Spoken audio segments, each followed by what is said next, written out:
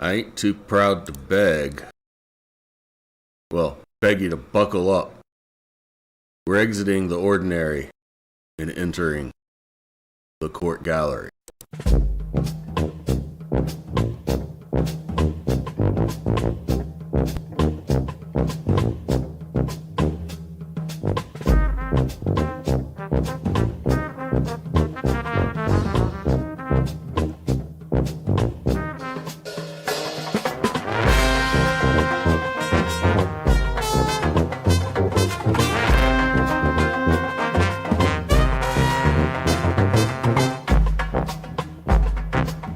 For those of you scratching your head about the intro right there, all will make itself clear very soon.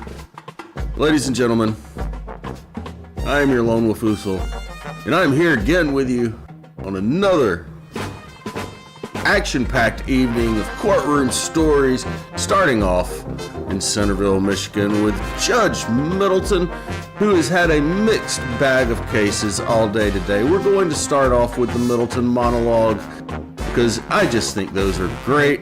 And then we're going to spend about an hour with Judge Middleton, seeing what he had going on in his courtroom this morning and this afternoon. And then we're going to move on to some other parts of the country, more specifically, Planet Washington, Battleground Municipal Court, Judge Wheeler, who has a couple of cases that piqued my interest, and I think that you'll enjoy them also. And then we're going to end up with Judge DeSanto, with a case that many people have probably seen a bit of, maybe not all of. Everybody's going to want to talk about it. And I just want to let you know, we may be going a little bit long tonight, so stay tuned. Things may get a little weird. Everything's happening, everything's crazy, and everything's eventual. Ladies and gentlemen, welcome to the court gallery. All that and more happens right now.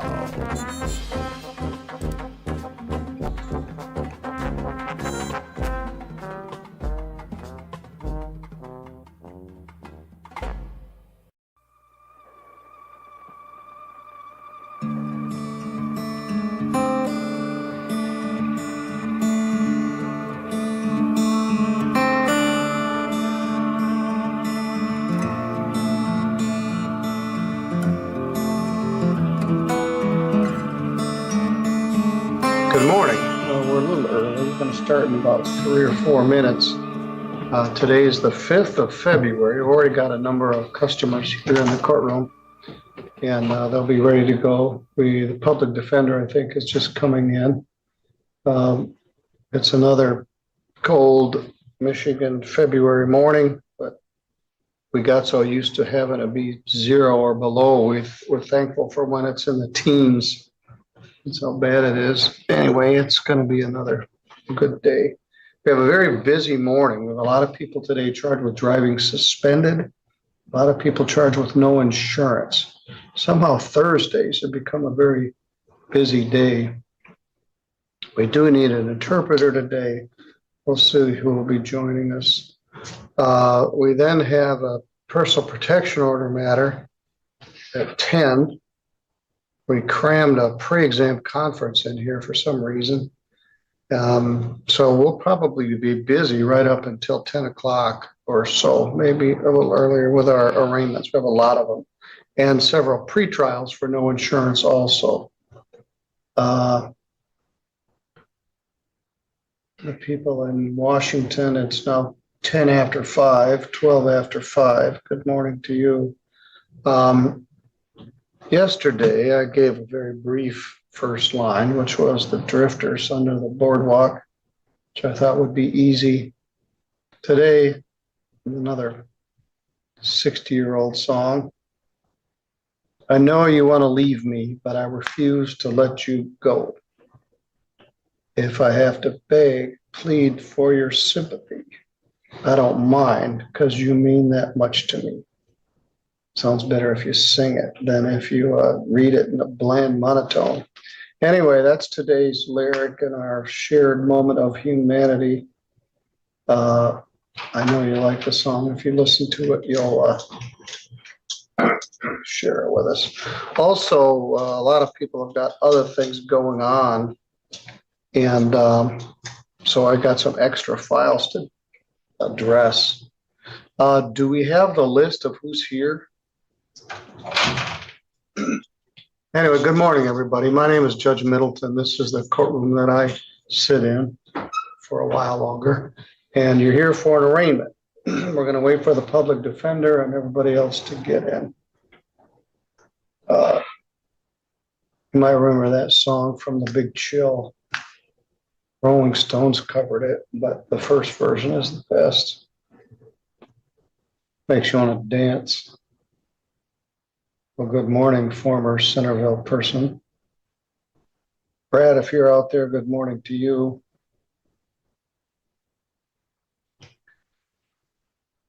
Our friends in California. As I said, folks, we've got a lot of cases today. A lot are driving suspended. Some are driving without insurance. And perhaps we can deal with those this morning. Others, we've got a mix of things. We had a glitch with our public defender. Mr. Stickley, our chief public defender, is going to be off for a little bit. And so we've got some subs. I'm not sure everybody's on the same page. Good morning, Mr. Gibson. Are you here as a public defender? Yes. All right. I didn't realize there was more in the courtroom. I was talking. Have a seat. Hallway. We'll get them in here and we'll deal with it. I'm trying to get everybody, but have a seat. Okay. Is it already? Should I explain to them? I do it. I do it differently than Judge Patterson does. Okay. This is Mr. Gibson. He's here on behalf of the Public Defender's Office, and he's here to make sure that we are following the rules and may be available for some consultation. He's not here to actually represent you. We're going to start here in a minute. We are on the record. We are on the live feed. I'm asking everybody to take off their hat. If they have one, take your gum out if you have that. And as soon as I get the list of who's here, we can start. So are there still people out in the hall? Yes. Why don't you bring them all in?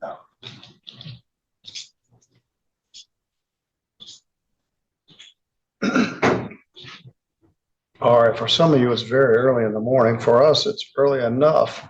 Judge McManus, who started our court more than 50 years ago, was an early morning guy. So we start at 8:15. And we get a lot done before 9 o'clock. I get here about 7:15, but we open the doors at 7:30. And it does make for early morning for people that are here, but sometimes we can get things addressed and get them back to work.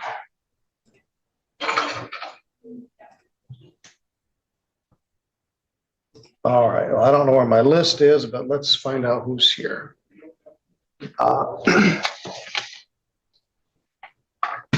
Is Samantha Hoff here? No. Here's my list. Better than asking who isn't here. Everybody, if you have a seat over on this side this morning, everybody walks in and turns to the right. We do have a couple of cases that appear would need an interpreter, but I don't see any of those defendants here. What?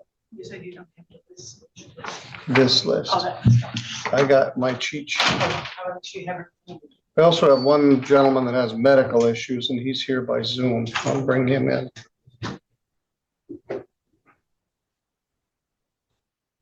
We have a lot of people that are supposed to be here but aren't. But we ain't too proud to beg, so we'll just get started. All right, good morning, everybody. You're here for an arraignment. The arraignment is the process where the judge tells you what you're charged with and asks you how you wish to plead to the charge. When I call your name, I want you to come right up here to the podium, and then we will discuss your case. We'll start with Daniel Taylor.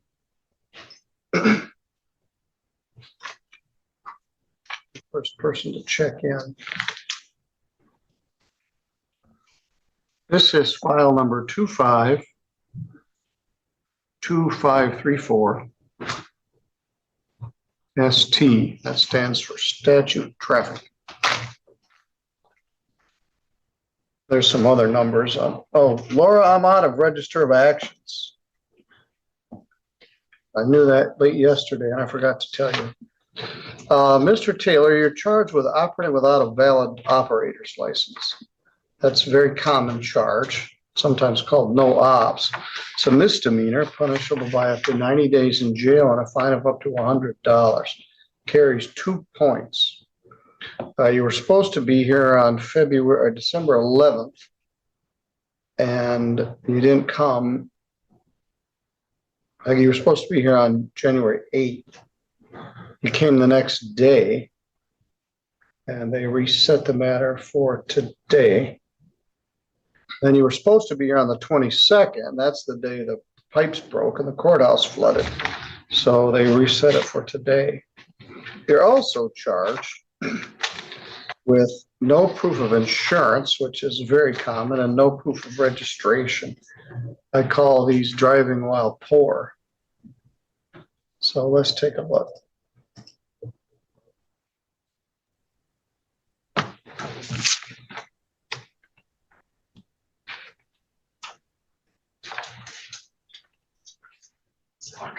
Thank you. That ought to get me through. All right, Mr. Taylor, you got a ticket.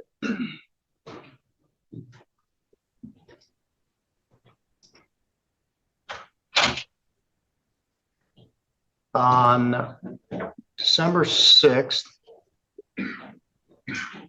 in the city of Three Rivers at 9 o'clock at night for reasons I don't understand. It was a deputy sheriff. It was in the city of Three Rivers, but it's written under state statute. Driving without a license, as I said, is a misdemeanor. It's punishable by up to a year in jail, up to 90 days in jail and a fine of up to $100, 2 points. No proof of insurance is a civil infraction. That carries a fine of $150. And no proof of registration is also a civil infraction. And that carries a $105 fine. Let's see why you don't have a license. You have a previous conviction in 2023 for driving without a license. You have another one in 2016. So you haven't had a license for quite some time.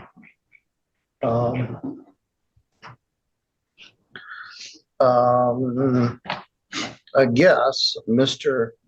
Gibson, what I would propose here is perhaps we'll see if we can get a prosecutor to speak to him at a pretrial conference. Mr. Taylor, you live in Three Rivers? I do. How'd you get here today? A friend brought me All right, where are they? over to the coffee shop across the street. All right, let's make sure you didn't drive here. All right, we'll see, May, if we can get the prosecutor to talk to you. Have you done anything to get your insurance or registration squared away? I have the registration with me. The car wasn't my car, Okay. so I didn't realize why I couldn't find the papers. The car is insured because just got the tags. The tags were due in All right, first so of January. wasn't your car, Pardon? it was not your car, but it's now registered and plated? Yes, it was at that time also. And the new tags were just put on, or the new gate tag was just put on December 1st. And in Indiana, especially in Indiana, Oh, it's an you've got to Indiana have car? insurance before you get your tags. All right, you have a seat for a minute. We'll see if we can get somebody to talk to you. Let me take a look at it, but I'll save you another trip over here. We're gonna make sure that you didn't actually drive here.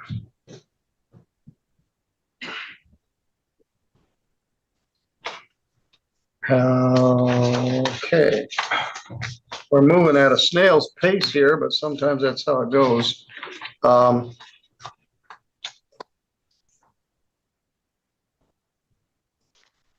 Are you Raina Michelle Moyer? Yes, I am. This is file 252615SM. and 2614 SM. And you got a ticket.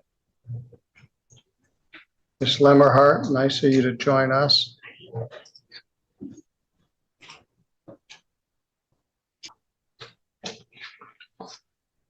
Well, let's talk about this case first. We got about 9 of these today between arraignments and pretrials of people driving with no insurance.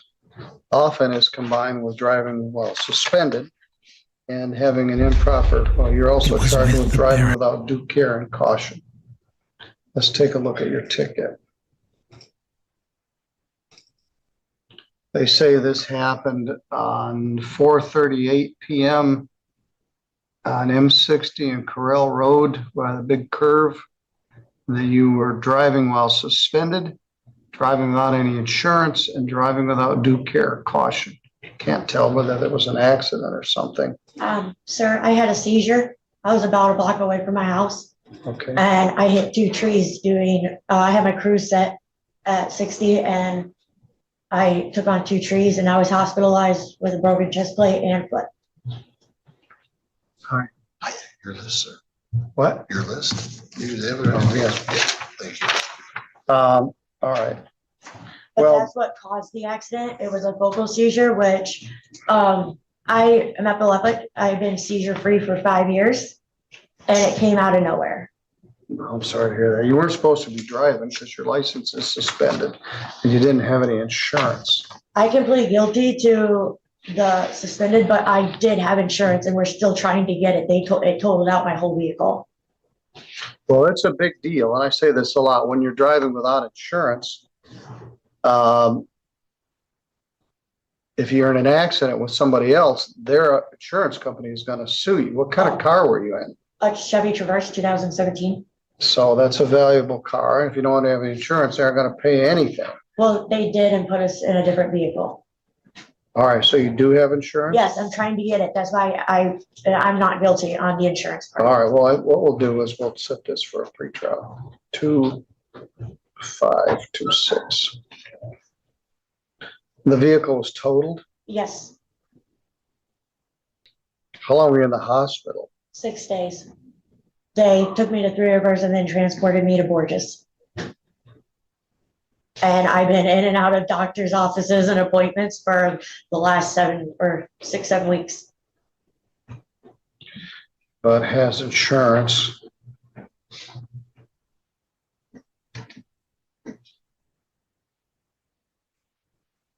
Let's talk about that. The charge of no insurance is not under the motor vehicle code, it's under the insurance code. It's punishable by up to a year in jail and a fine of up to $500. Fine is not less than $200 plus cost. So the minimum fine is $325. Also requires that you get fingerprinted. I did that Driving, already. all right, driving suspended is a misdemeanor, punishable by up to 93 days in jail and a fine of up to $500. We have lots of each of those today. Driving suspended carries 2 points. I'm going to ask everybody who's here on no insurance, do you have insurance now? And you do have insurance now, but you don't have the proof with you. So I'm going to set this out for a pretrial. You live in Leonidas? Yes, sir, with my kid. Okay, well, I'm glad you're still here to be here. Me too. I'm going to set for pretrial February 26th, 2026 at 8:30. Now, you also have a retail fraud charge What? that you got a ticket and you didn't answer it, maybe because you got in this accident. I don't recall any ticket for that. Let's take a look at it. Yeah, because I'm curious to know myself. You got charged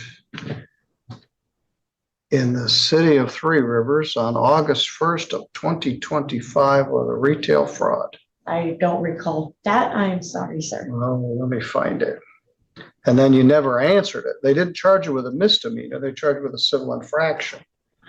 And when I prepare my cases each day with the help of my staff, we look and see whether anybody's got any open warrants or whether they owe us money for something else. And there are several people today that have other issues. And Well, I'm willing to take care of that now that I know about it. well, let me tell you what I do know about it.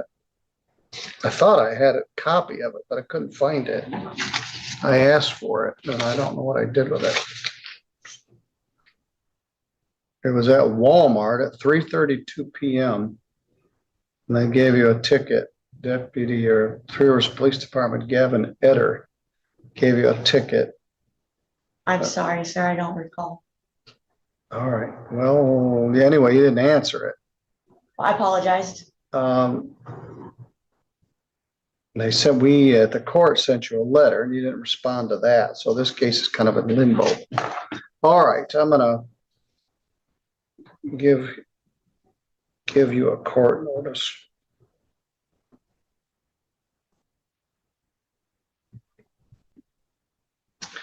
And she wants to address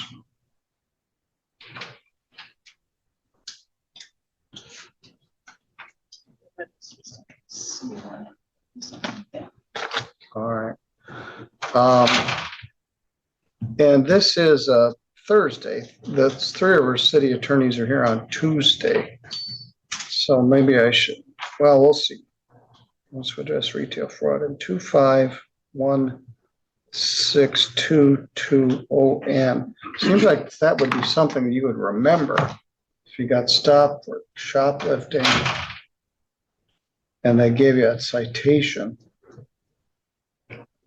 But I'm not exactly clear what the deal is. So I'm going to have the court officer take you out to the counter. We're going to set a pretrial for February 26th. So you'll come back in about 3 weeks. Bring your proof of insurance. Yes, sir. And you might want to bring your medical stuff too. And you may then want to address this retail fraud ticket. Retail fraud is a misdemeanor under state law, but Three Rivers and Sturgis have an ordinance where they can charge it as a civil infraction, which means it's punishable by a fine only. So they handed you a citation, it looks like, and then you never responded to it. So maybe they can give you a little more information. Anyway, you're going to get a formal notice and then you're going to talk about that retail fraud charge. Yes, sir. All right, you're good to go. Again, we're moving pretty slowly. That's more on me.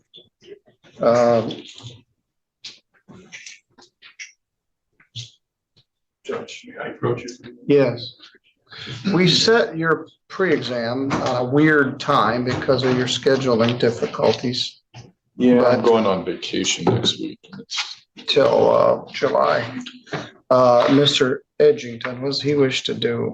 Well, if I can talk to you for a quick second here at the bench. So we're on the live feed right now. If he wants to maybe try sobriety court, I didn't know your procedure. Do we have to get him screened? Yes, we do. And do we set out like a plea? Is that what we do? Yes. Are you amenable to trying for him? I don't know. He is got mucho problems. He's on our radar. I understand. We are aware of him. So yes, he can get screened for it. All right, and then would we set, We set a plea now. So is the prosecutor willing to? yeah, Gary just told me he said Take to a check it second. out. I mean, I don't know if he has to endorse it. I don't want to give you that idea, Judge, but Well- he told me to check it out with you. And I said, well, I thought I had worked with Island before and we had to get him screened. You do. So I'm sorry to interrupt your live feed, but I thought that would get the problem of the prelim off for right now. Because they're offering it the second for sure. And I'm sorry to interrupt you. All right. Well, we put it on a weird time. Offer OUIL second. Do you want me to check in with the clerk's office after I Yes. see Autumn? Yeah. Well, Autumn's been promoted. She's now taken a full-time magistrate job, so it's I'm gonna be sorry. Priscilla, Okay. who's new, but she's been here. So we got the same team. Good for But, yeah, well, I hate to lose her, tell you the truth, but Priscilla's gonna do a good job. Let me see what else.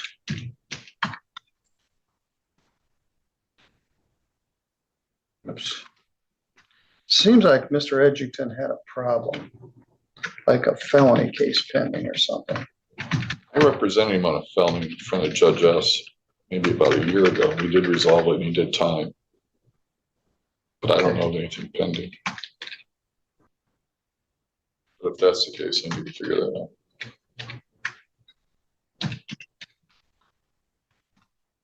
He has 1, 2, 3, 4, 5, 6, 7, 8, 9, 10, 11, 12, 13, 14 unpaid booking fees. He has an unpaid disturbing the peace. And that felony you represented him on is done, but no, he has a, oh yeah, this case is set for pre-exam today. I'll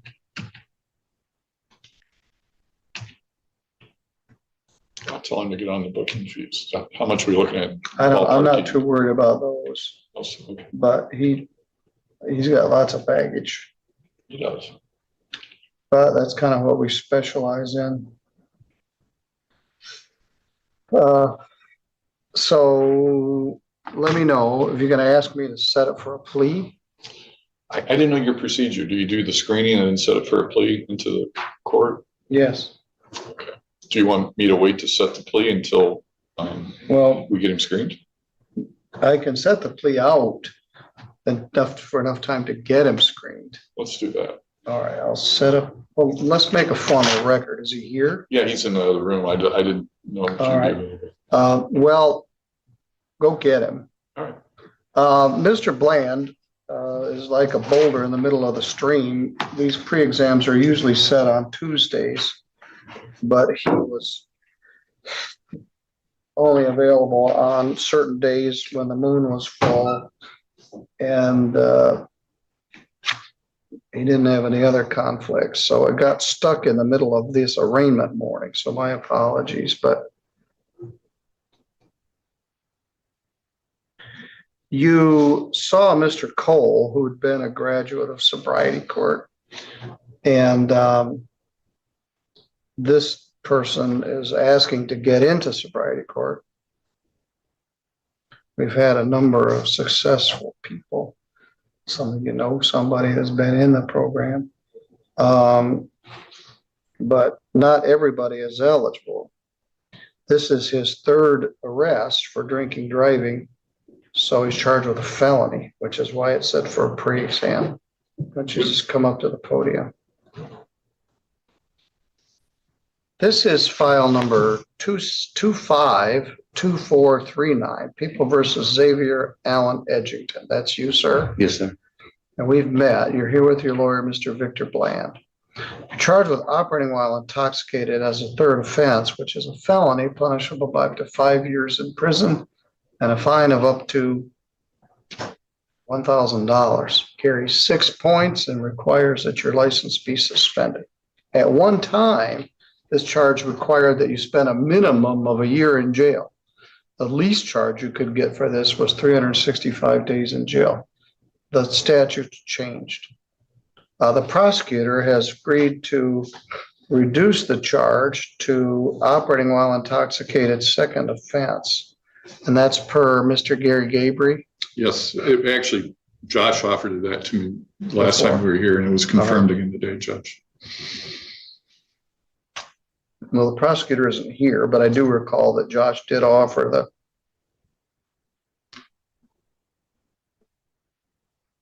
And your client is willing to avail himself of that misdemeanor offer, would like to be considered for placement in sobriety court. Is that correct? Yes, Your Honor.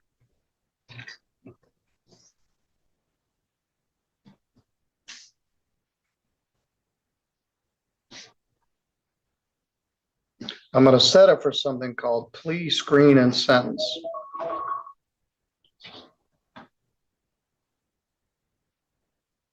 Where we'll try to do everything all at once. I'm going to go out a ways to April 27th. Does that work for you, Mr. Bland? I'm sure it will, Judge. Let's take a look at that day. That's a Monday.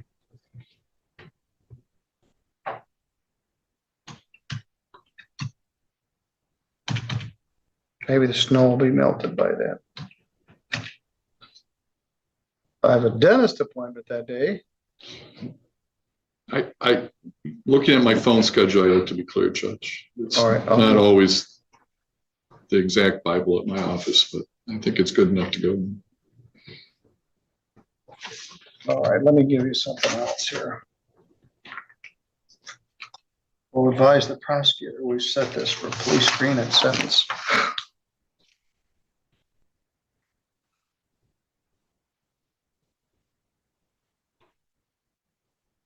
Good morning, Mr. Gabriel. Morning, Your Honor.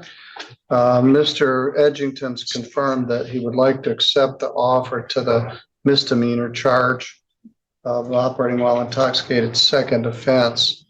I'm gonna refer him to screening from our sobriety court team, set police screen and sentence for 27th of January. You're looking pretty sharp today. You got circuit court stuff? I just got dressed. I don't even know where I am half the time. Well, you look quite professional.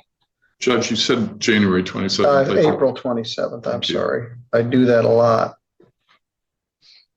That's why they make judges retire at 70.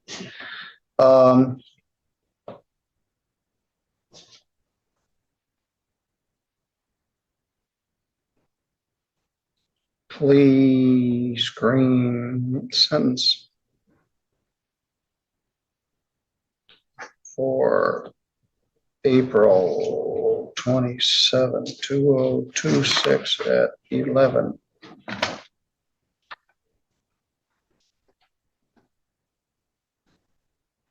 Gary, well, this is a weird time for a pre-exam conference, but we had a hard time scheduling Victor somewhere that would fit into his schedule, so I crammed it in here. Well, given his propensity towards backing certain football teams, you give him more credit than I would have. Yes, he has to have special dispensation. All right, Victor, take those forms out to the counter. Priscilla, our new probation agent, is here because of the flood, so maybe we could connect you with her right now and get this process started. Thank you, Your Honor. Mr. Gabriel, thank you. We'll take a look at this on April 27th. Take care, Judge. Thank you. Thanks, Gary.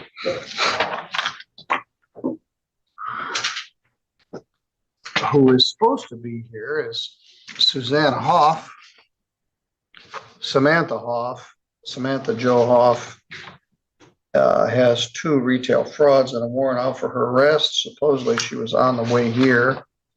Isaac Davis, supposedly he was on the way here also. All right, let's go on the record. We are back. We had a late arrival for arraignments. She did call, say she was running late.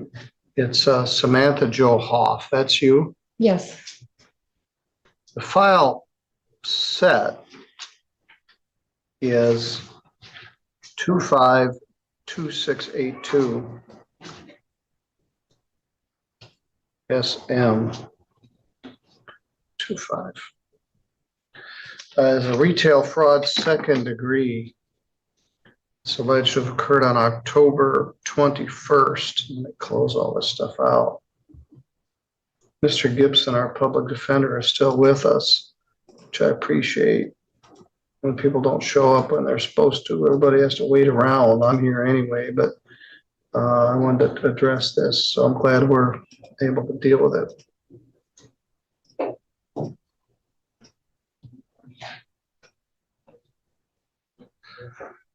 All right, this case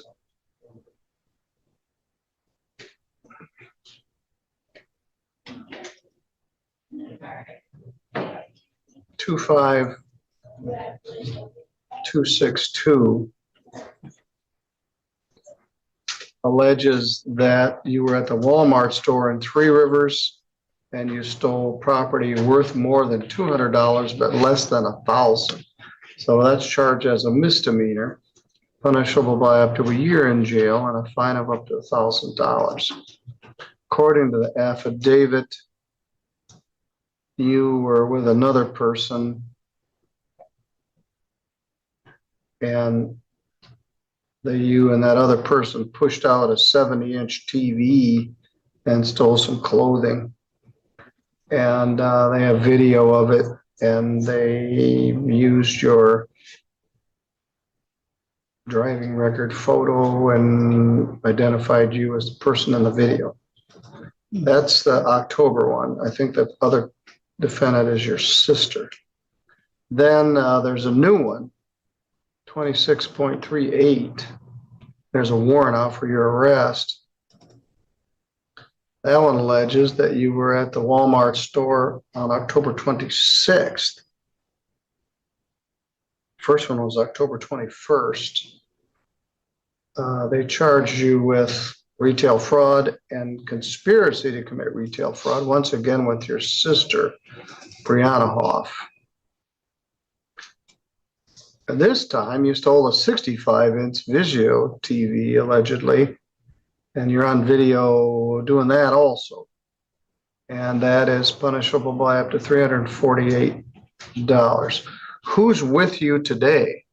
My mother. All right, so Brianna Hoff is not here? No, she has court tomorrow. I was really, I thought she had court today. That's why I was willing to come in today. So that way we could kind of be in together so we could just get this. Well, the allegation over with. is that on 2 days in October, you and your sister went into Walmart and brazenly stole some expensive electronic items. That's the kind of thing that could result in a jail sentence. So the safest bet here, Mr. Gibson, would you concur that we get a lawyer to help her with this? Yes. Mr. Gibson is here from the public defender's office.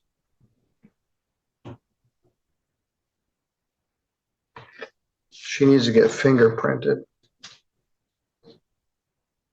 on both cases. I'm going to recall the warrant, but you need to get printed. Okay.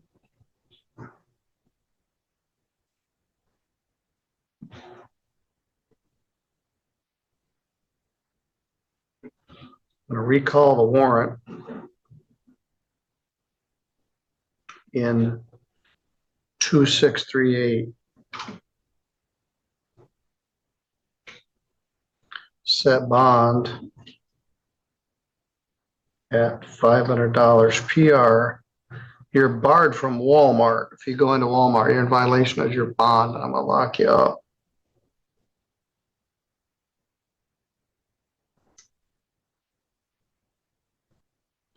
I'm going to show a plea of not guilty. So barred from Walmart, that includes Sturgis Walmart. So You can't go to any Walmart. Go to Myers, but you're not allowed to go into Walmart. There's an allegation that on 2 days in the same week, you stole over $1,000 worth of stuff from Walmart. They don't want you in there. I don't want you in there. Show a plea of not guilty. You will appoint an attorney and set attorney pretrial for March 6th at 8:30. Now, I don't want you to be late for this. Mr. Gibson had to wait around for an hour for you to show up, and that's not fair to him. We're going to give you a name with the attorney's name and number on it. I want you to contact the attorney, make an appointment to discuss this case. There's 2 of them. Your sister's a co-defendant. She hasn't yet been arrested, or she'll be here tomorrow, and we'll probably put her on the same track for March 6th. Tomorrow isn't the day. Maybe she's already got a pretrial tomorrow. She has one? All right. Ms. Hoff, are you still at West Street? no, I'm We need your new address. I'm in Indiana. All right. Gonna go out to the counter. You're going to get a court-appointed attorney. You're gonna give them your current address.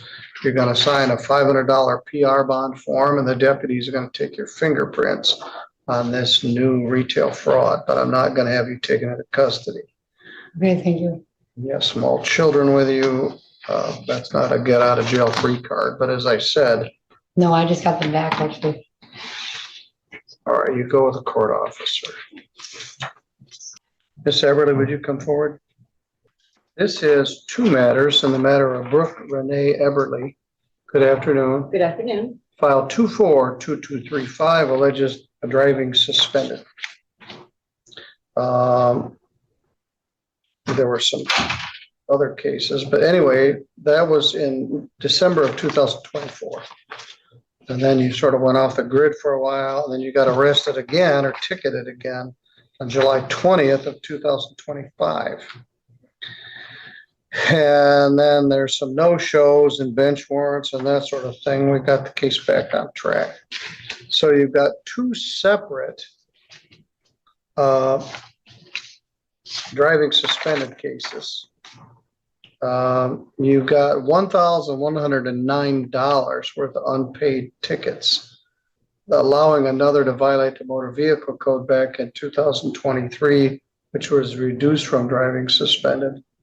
2 plate violations and 2 no proof of insurances from 2023. Ms. Stoll, what's the plea offer here? Your Honor, in exchange for a guilty plea to 1 count of no valid operator's license in 251420, the people will dismiss the driving suspended in that file, and then the people will dismiss the driving suspended in the 2024 file. Well, that's a really good offer. Dismiss the 2024 case. All right, well, let me back up. Driving suspended is a misdemeanor. It's punishable by up to 93 days in jail and a fine of up to $500. Carries 2 points on your driving record, and it requires that your license be suspended. We'll take a look at your driving record in a minute. They're agreeing to dismiss both of those for a plea to the latest one, 2025 case of no valid operator's license. No valid operator's license is a misdemeanor also.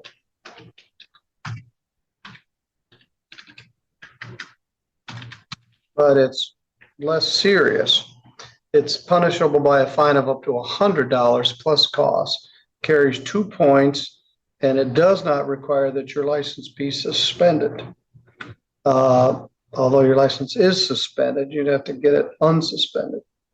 Do you understand? Yes, How'd you get here today? I walk. Well, my mom lives right down the road, so they just dropped me off at her house earlier, and I walked down here. Okay.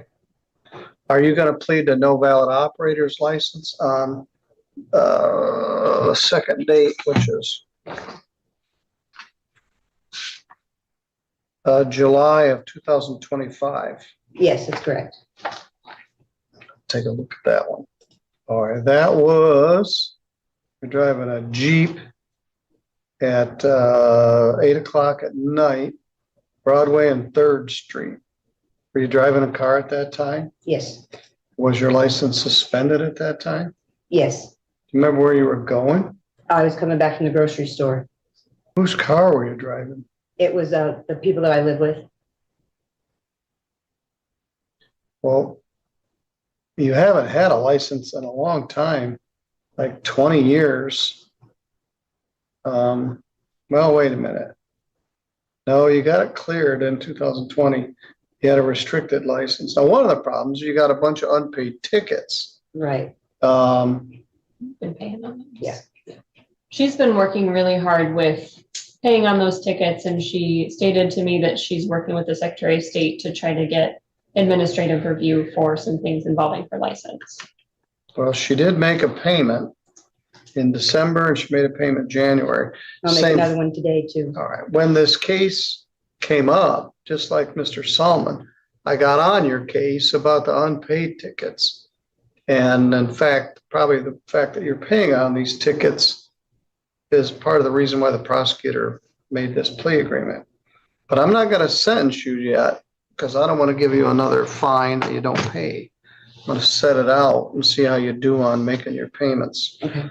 And how you do with SOS to see about payments and work with SOS. Problem is, this charge is gonna go on your driving record. It's not gonna show as a driving suspended, but it is gonna show as a moving violation. So I suspect it will add at least a year to the time until you can get your license back. If it was allowing another to violate the motor vehicle code, it wouldn't go on there. But this is gonna, it doesn't require a suspension, but it's gonna show that you got this ticket while you were suspended. So it may increase the length of your suspension. Do you understand? Okay, yeah. Now, sometimes it's hard to schedule a date that your lawyer is here.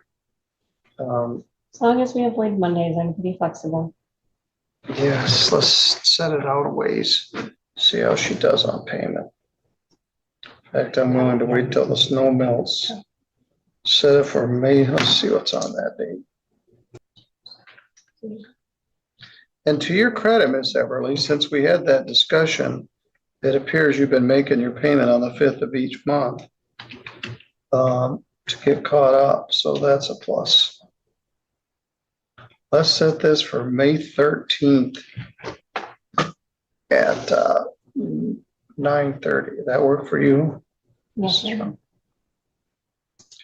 I wouldn't normally drag you all the way down here for a sentence on a no ops, but I don't what'll mind. probably happen is we'll probably put something else of yours on that date. I don't mind.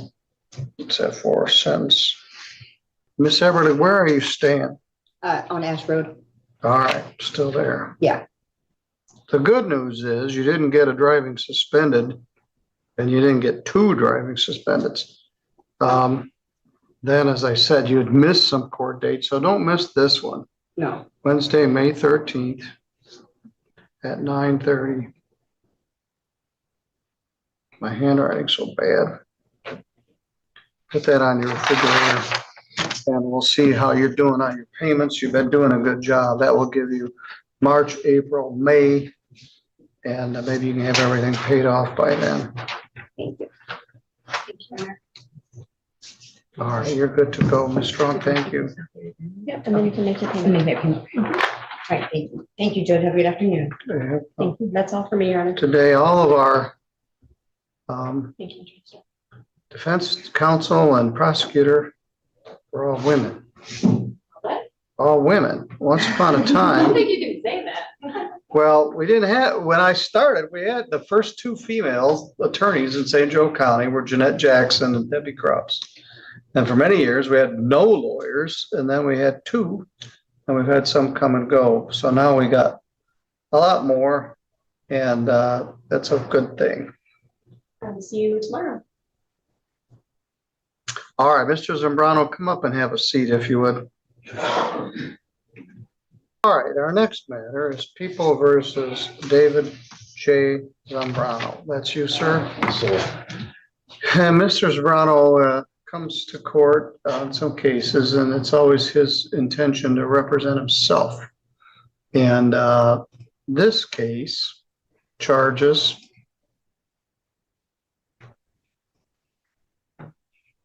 that he did purchase a pistol in violation of the Michigan statute and had a pistol in his possession without having first obtained a license to possess or control the pistol. The way it's charged, it's a misdemeanor. It's punishable by up to 90 days in jail and a fine of up to $100. Mr. Zambrano had previously represented to me that he wishes to represent himself in this matter and did not wish to avail himself. Court-appointed counsel did not wish to hire a lawyer. He and I have had this discussion in the past. He's an intelligent man, and I think he knows his own mind. But there was a recent Michigan Supreme Court case that said, you really got to make sure these people want to represent themselves. Knowing you, Mr. Zambrano, I do believe that you do. But let me once again reiterate, that's redundant. Let me reiterate that all you got to do is ask me and I could appoint an attorney for you to represent you in this matter. Do you understand? Yes, sir.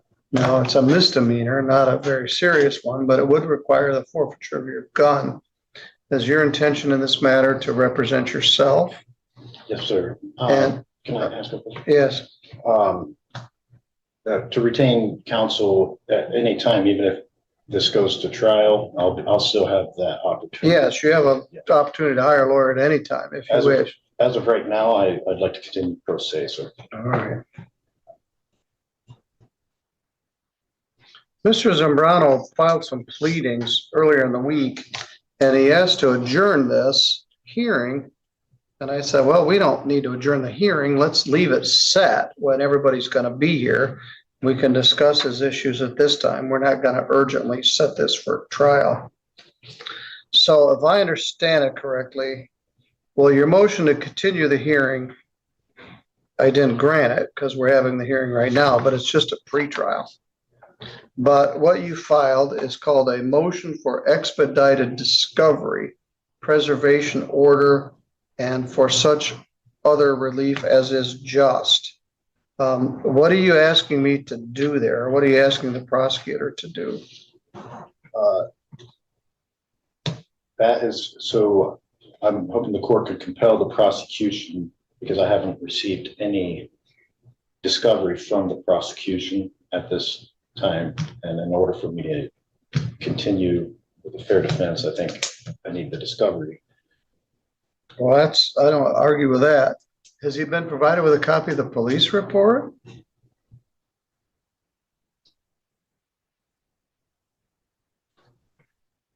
I don't think so, Your Honor. Well, no wonder.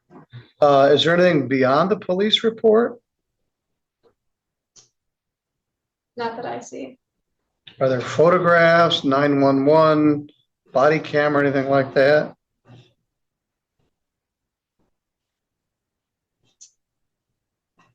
According to the report, there is body cam footage.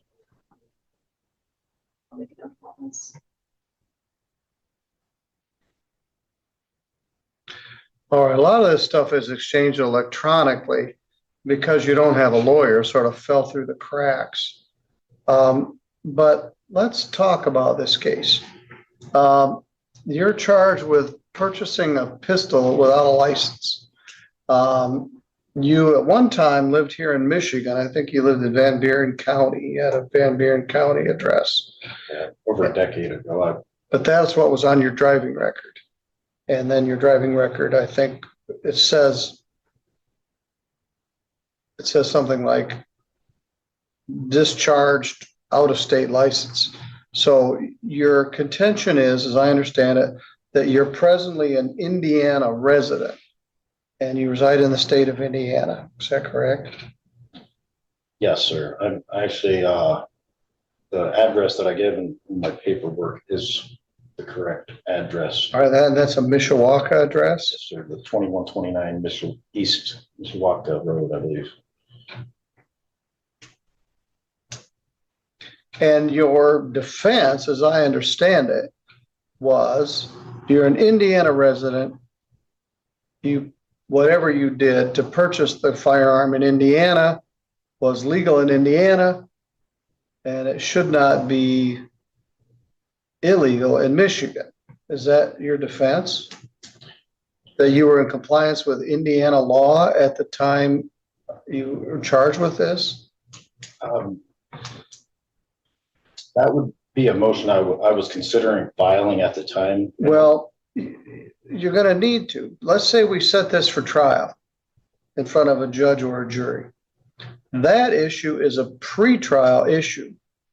So if we set it for trial in front of a jury and you want to raise the defense of, hey, I live in Indiana and the Indiana law should apply. That's not a jury decision. That's a judge decision. And the jurors are going to go, what does the law in Indiana say? Where's the, they don't read the statute and decide whether it applies or not. So if you're going to move to dismiss this because you believe you are in compliance with Indiana, this comes up sometimes in a carrying concealed weapon. For example, the law about carrying a firearm in a car may be more relaxed in Indiana than is in Michigan. And people have in the past argued I'm an Indiana resident. I should be able to carry my gun in my car because I can in Indiana. Well, the argument is you aren't in Indiana, you're in Michigan. So the Michigan law applies. This alleges that you got the pistol without having a license to purchase it. I don't know what the law is in Indiana. I don't know if you need a license to purchase it. I don't know how you got the gun or how it came to be in your possession. One of the wrinkles in any criminal case is the defendant has a right not to testify against himself.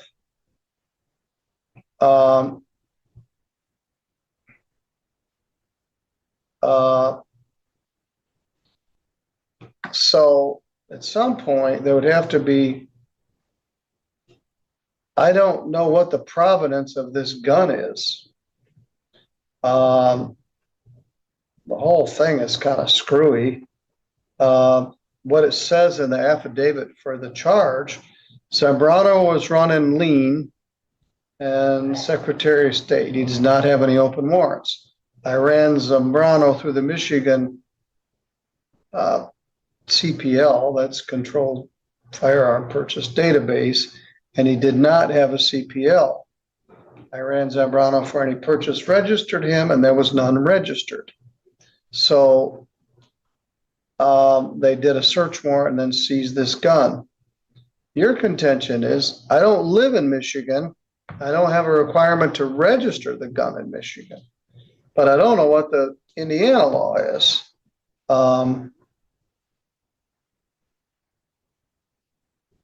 So that's the issue.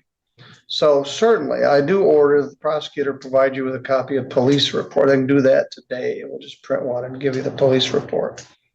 I'll give 30 days to provide the body camera footage.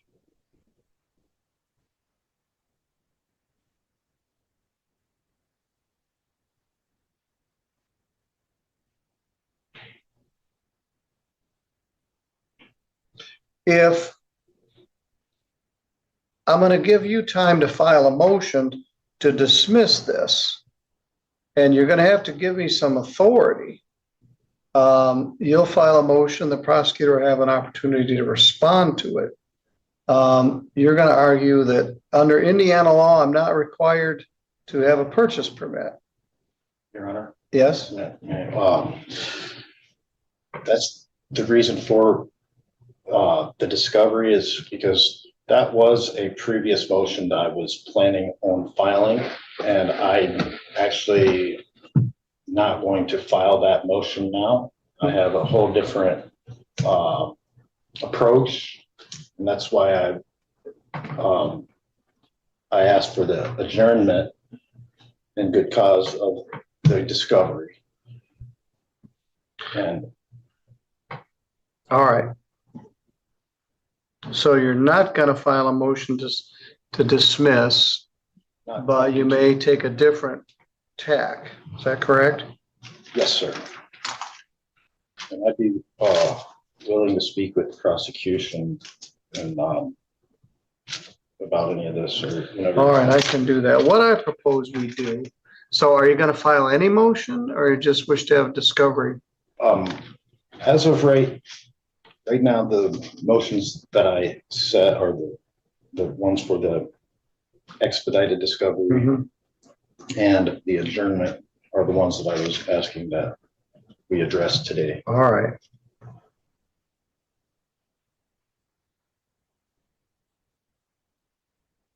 Well, you can certainly talk. You're representing yourself. I'm going to order that they give you a copy of the police report today before you leave here. They didn't intentionally do it. I think it just fell through the cracks.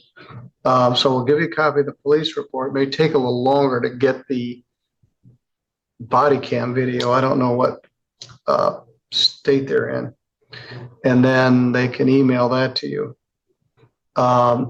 You also got some unpaid fines, and I want you to start paying on them. They were actually due in January. So before you leave, I want you to stop and talk about a payment plan on those. But I think your motion was appropriate. You don't have everything you need. and you asked for it. So I'm gonna reset this last pretrial. Set it out about 60 days, February 5th, March 5th.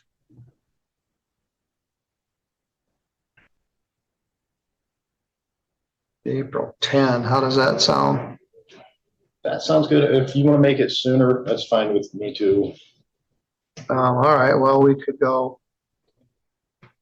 March 27th.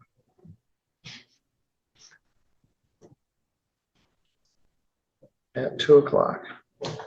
All right, here's what we're gonna do. Prosecutor's gonna print off a copy of the police report and give it to you before you leave. You can discuss any proposed negotiated plea with them here right now. And then before you leave, I want you to stop and set up some sort of payment plan like the other two people did to pay on those old traffic tickets that we did resolve. Ms. Stoll, have you seen that video or you just know that it exists because it refers to it in the report? I haven't seen it. All right, so you probably don't have it. At any rate, it shouldn't be hard to have your staff print off a report for them. And then you'd like to discuss the case face-to-face with the prosecutor? Yes, that'd be. All right, well, you're representing yourself. You can certainly do that in the conference room. I'll be here if we need anything else. All right, you're gonna get a copy of the police report today. They got 30 days to give you the camera footage. You'll discuss settlement. You're not gonna file the Indiana law motion, and you're gonna start paying on your other fines. Sure. All right, anything else we should put on the record? I believe that's it. So essentially, I've granted your motion to adjourn about a month and a half. And if you guys can work out a agreed upon plea, that's great too. But I'll be in recess. If you need me later, just let me know. All right, you guys can use the conference room and discuss this. All right. Thanks, Judge. Thank you. All right, that finishes our last pre-trials today. Things went pretty smoothly.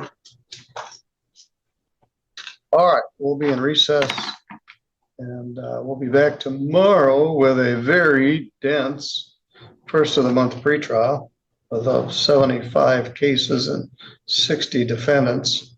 Then we'll have a landlord tenant and civil docket in the afternoon. So we'll get our money's worth tomorrow. And are you ready on your matter, Mr. Sowards? You need some additional time. No, already on Mr. Reigard. All right, Mr. Reigard, can I have you state your name and date of birth, please, for the record? Jody William Record, 5/22/1963. Your attorney, Mr. Sowards, is with us here in the courtroom. Go ahead, Mr. Sowards. What are we doing today? Thank you, Your Honor. We're here to revisit the violation note from 2Watch regarding the allegation that Mr. Reigard went outside of the geographical boundaries on his electronic home monitoring, that in doing so, he also visited establishments that served alcohol, that he allowed, or that when he submitted his bank records, it showed that his debit card was purchasing alcohol, all which would be a violation of his EHM agreement. Mr. Reigard stated, and I have confirmed, that the allegations as to the R bar, which is Rocky's Pizza, is right next door to his insurance company, State Farm. The purchases on his debit card by his girlfriend are there. He claims that he has not. He states that he in no way consumed alcohol. So we have a lot of arguments and issues there, but the geographical excursions are problematic. We are asking the court to consider the 14 days that he has served in jail as a sanction credit against his EHM. And I think he has about 8. I know I would be surprised if I'm perfectly correct on that, but I think about 8 days. He does have clearance to attend inpatient treatment, and he's just hoping to get on the bed date as soon as possible. We feel that that would be easier if he was released today from jail to finish his remaining EHM at home. He could then have a much better capability of communicating with his treatment provider to get the bed date secured and so forth. But that is where the court is today, which is based on the alleged violations. What do we do with his remaining approximately 8 days? I think Mr. Reigard has a better calculation. I don't know what the credit would be for the 14 days in jail, if that gets the 15%. So there might be a day or two leeway there. I mean, I guess what I would say is the court doesn't have to give him, I have to give him credit, but I don't have to give him the same sanction. The court's not limited to the EHM sanction that's been put forth. The EHM sanction is oftentimes extended in lieu of jail as a privilege, not a, unless the court has no jurisdiction, unless I give someone 364 days, the court always has latitude. Agreed, This court has always viewed electronic home monitoring as a privilege that is extended to a person who has the maturity and the awareness to be able to follow what I believe are very simple guidelines. And I think that the court, in looking at this gentleman, it's not like he violated the EHM once. At this stage, this file is the file. This entire second file is the EHM violations. So it's not like he did not have any notice. It's not like no one was telling him that these were violations. So I don't have to give him credit. I'll give him credit towards the 364, but there's no situation where this court has to keep coloring within the lines of the sanction he received as what was extended by the city as a privilege to avoid a jail sanction that he chose to not abide by. So I'm going to be, there's not a situation where I'm going to have to do a credit calculation unless it's up to 364 here based on his chosen conduct. We live in an age where you don't have to go to your insurance office. I'm sorry. It's just not the way that the world works now. Whether it be something that can be done over the telephone, which can be something that can be done via email, I don't buy it. And that isn't in a proximity to a location that serves alcohol. So I don't buy it. And the fact that he is going out and violating his EHC and purchasing alcohol for his girlfriend, but is telling the court that he has an alcohol issue that is pronounced and severe enough to need inpatient treatment, I don't buy it. I don't think that anything that Mr. Reigard said, I don't believe, because he's been extended the court's courtesy and he has chosen to not do the things that he was supposed to do multiple times. Mr. Busby, go ahead. Thank you, Your Honor. The city would ask for that no further EHM be authorized, that everything be converted to jail time. As the court noted, Mr. Reigard, regardless of alcohol consumption, EHM is a penalty. It is a confinement that was asserted and statutorily required. And he has essentially said, I don't need to abide by that. Frankly, he could be charged with escape, I believe, at this point, given the repeated and consistent violations and deviations from the EHM requirements. Essentially just a complete disregard. He's gone wherever he wanted, including places that serve alcohol. So it is extremely concerning to the city that essentially Mr. Reigard said, I don't have to follow the court's order and I can do whatever I feel like and I'll go wherever I want and EHM doesn't apply to me. And then proceeded to essentially try and give, I would agree with Your Honor, phony excuses as to why. And so I'll defer to the court regarding additional sanction, but absolutely, city is not supportive of any further opportunities for EHM. The entire sentence needs to be confinement in jail, and arguably, I believe, for the number of days that he simply didn't obey EHM, those shouldn't be credited as completed days of his sentence. I think the thing that is going to be the most,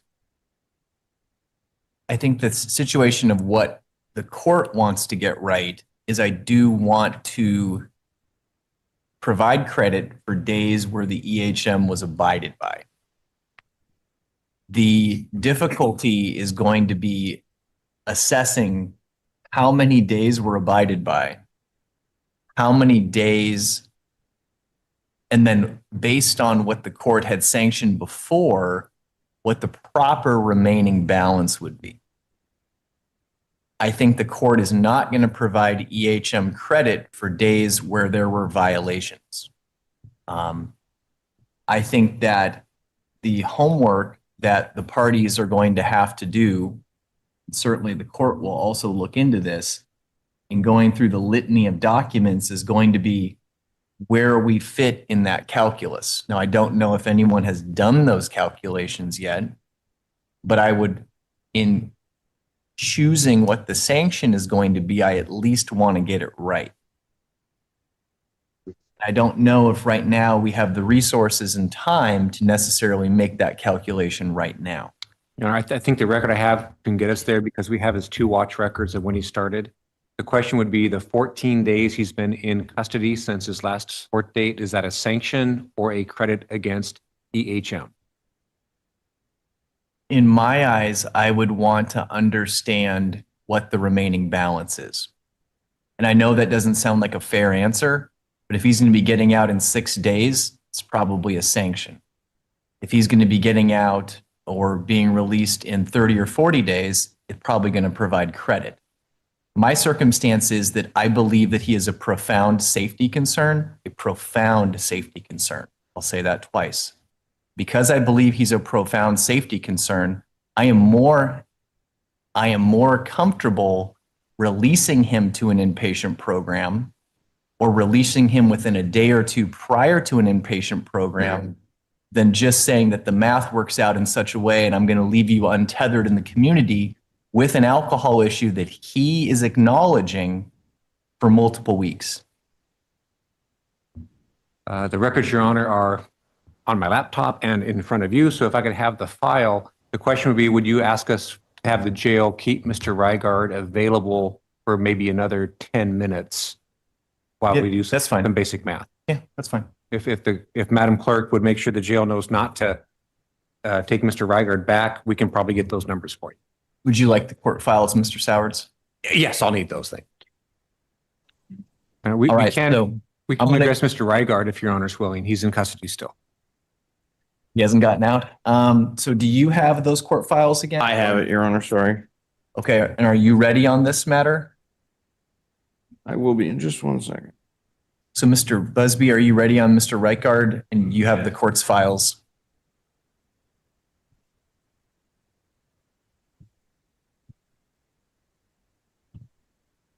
Your Honor, regarding Mr. Rygard, if you want to start your note taking, the record confirms that he enrolled for his 60-day EHM sentence on December 15th, 2025. He appeared in court on January 22nd, 2026, and that would be 38 days of EHM. Mr. Busby will allege that of those 38 days, up to 14 were in violation of EHM. So there is the math for Your Honor. Coincidentally, he has been in custody 14 days. Those 2 dates match. So we have a 60-day EHM requirement, 38 days on the EHM, which would normally leave 22. If Your Honor gave 14 days credit for the jail, that would, of course, leave 8 more days of EHM.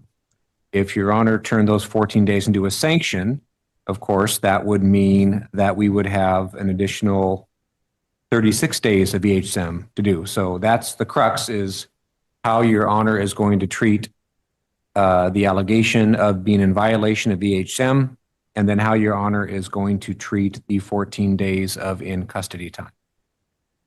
So we would have 38 days total, 14 days in violation. I believe, Your Honor, the city would be asking for 28 days I'm just trying to get the math here. So That's what I was, sorry, I just done the math. 14. Okay. So theoretically, then the days that we would have that the court would say would get credit, theoretically, of those 38 would be 24 of those 38 days. If your honor finds he was in violation for the 14 days, which is the 2 watch allegations, I think you're correct. Okay. So 24 days. And the court had originally sanctioned Mr. Reitgard to 60 days. That would leave a 36-day balance. I understand that there's been 14 days he's in custody.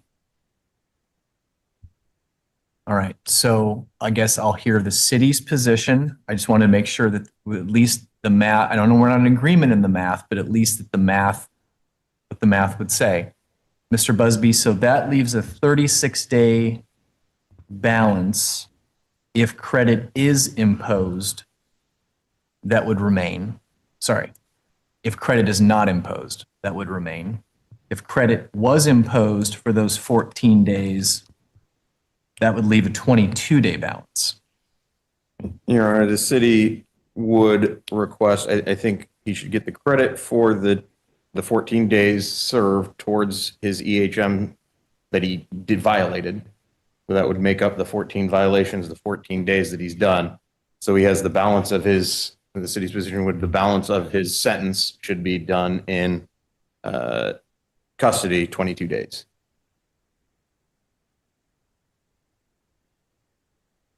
So maybe I'm mistaken what you. Yeah. So okay. So if he has, man, oh man, bunch of non-math people doing math here. Okay. So if there's 38 days and 14 of those days were in violation, that leads to 24 days. And if you're saying that 14 days that he has served, I'm trying to figure out how you're getting to 22, I guess. Just 1 second, Your Honor. Mr. Sowers, let me hear what your proposal is. Thank you, Your Honor. It's 24. Again, starting from the beginning, we have a 60-day EHM sentence. Mm-hmm. We know that he did 38 days real time. If Your Honor is going to erase 14 of those EHM days, I am. Then that leaves us with a credit against the 60 days of 24 days. 24. Yep. Which would leave him with 36 days owed on EHM. Got it. Okay. I think that's the numbers that I come up with. Certainly, on behalf of Mr. Reitgard, we would urge Your Honor to a different conclusion. But if Your Honor is going to say that those 14 days of EHM do not count towards the EHM and instead are a sanction from the suspended sentence, which was 364 days with 274 suspended. Of course, there is a bank of days there. But I do agree that if Your Honor's ruling is to vacate 14, I don't know if that's the right verb, Your Honor. If you're going to vacate 14 of the EHM days, that would leave an EHM sentence of 36 days. I believe that math is correct. And so, Your Honor, the math that I was doing, and I think it's the same. So he had 60 days, 38 days that he was on EHM, would give you 22 days. You add the 14 days that he violated, that gets you up to the 36. But he's done 14 days in custody already. So that's why I'm cutting that towards the 36, and that's how we get to 22. Correct. Okay. So, Mr. Reitgard, this is how we're going to do this. You originally sanctioned to 60 days of electronic home monitoring. You had completed, based on the math provided to this court, 38 days. 14 of those days, there was violations filed. The court is not crediting you towards home monitoring on days where you are not properly participating in home monitoring. As a result of that, the court is going to credit you for 24 days of EHC that was properly completed. That would leave a balance originally of 36 days. The court has sanctioned you to 14 days in jail, which the court will credit towards those 36 days. This leaves a balance of 22 days. The court is going to modify the sentence from 22 remaining days of electronic home monitoring to 22 days in jail.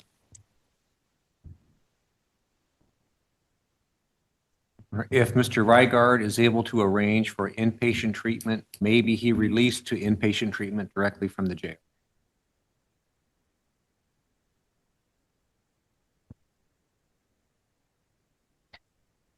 Your Honor, the city would oppose that at this time. Mr. Reigard has not shown that he is willing to actually follow through with the promises he's made to the court.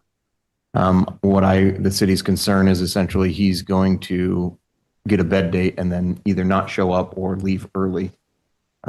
Once again, we'll be back bringing this matter before the court. I think he can wait until after he gets out to follow through with that. I think because the sanction was a mandatory minimum sanction, I can't truncate the EHM. So I'm going to impose 22 days of jail. Certainly my hope is for Mr. Reigard on the 23rd day he goes into inpatient treatment, but the court certainly can only maybe suggest that step. But he will serve 22 remaining days. These are a mandatory sanction, Madam Clerks, for whatever JNS is provided to the jail, meaning this is not a circumstance where good time is imposed because this was a DUI conviction. Okay. I'm going to set a review date to check on Mr. Reigard's progress with the drug and alcohol evaluation, recommended treatment, victims panel if that's not been completed, and all other conditions on his case. That mandatory date is going to be on the 16th, of April 2026 at 1:30. Certainly, if the court receives documentation that Mr. Reigard is in an inpatient program, I can excuse his presence at that time. Thank you, sir. That concludes your hearing.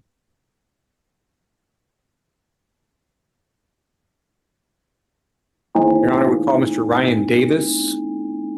This was a recent appointment, Your Honor, and Mr. Davis has a number of matters before the court today, and I'm not sure where the city is. There is a new charge, is my understanding, based on a January 23rd allegation of driving while suspended in the third degree. The docket also shows Mr. Davis here for... He has failed to comply on a number of his previous charges that were DWS 2s that were amended to DWS 3s. So the allegations in total would be a new law charge that Mr. Davis appeared on for arraignment last week, plus 13 days of work crew. All the work crew he's ever been assigned by this court, he hasn't done any of it. So yes, new law violations and all his work crew is not completed. So as a recent appointment, haven't had a chance to speak with Mr. Davis much. My preference would be to enter a plea of not guilty to the new charge. Has already been done. Okay. And then have him come on back at the court's convenience, given the number of charges. I'm going to set him over 1 week. We're going to deal with this. And I had asked him last week to reach out to you. He seems like he hopefully did. He did. We played some phone tag. Okay. Went back and forth. So I would ask the court not to fault Mr. Davis. Again, for the work crew, if the court has any inclination to reassign, he'd love to do that today. No, we've already reassigned Mr. Davis's work crew. Okay. I can walk you through when it happened. Yeah, I just haven't got my packet of information because you were just here. Another new charge. What jurisdiction? What's the charge? All right, he's going into custody today. So, all right, Mr. Davis, thanks for showing up, but it isn't working out for you in terms of release. So I'm taking you into custody at this time. I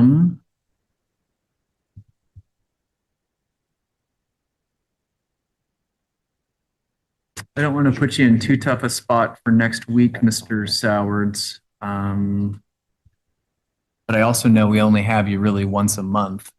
Well, I'm trying to make as best as I can. No, I understand. So in April, we already first by mistake, and then thinking I'm good at it, I'm going to split over April 2nd and April 9th. Yeah. To try to space that out. given Mr. Davis's issues, how many days of work crew are we? 13.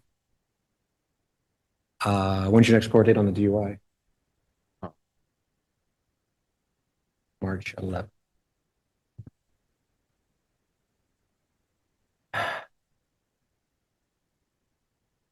On the assumption of some favorable rulings on the DUI and 13 days of work crew, I'd ask for him to come back 2 weeks from now on on the 19th. That would basically, Your Honor, you can see where we're going. That would give him 14 days in custody. It might take care of the work crew, but we're not done yet. Now, is there going to be any bail involved? Or are you just converting the work crew to jail? So certainly he has the right to a hearing in regards to the work. So one of the options that could take place today is that we set the hearing over to the date you are suggesting, the 19th. That time the court could rule based on the new charges, certainly, and the non-completed work crew.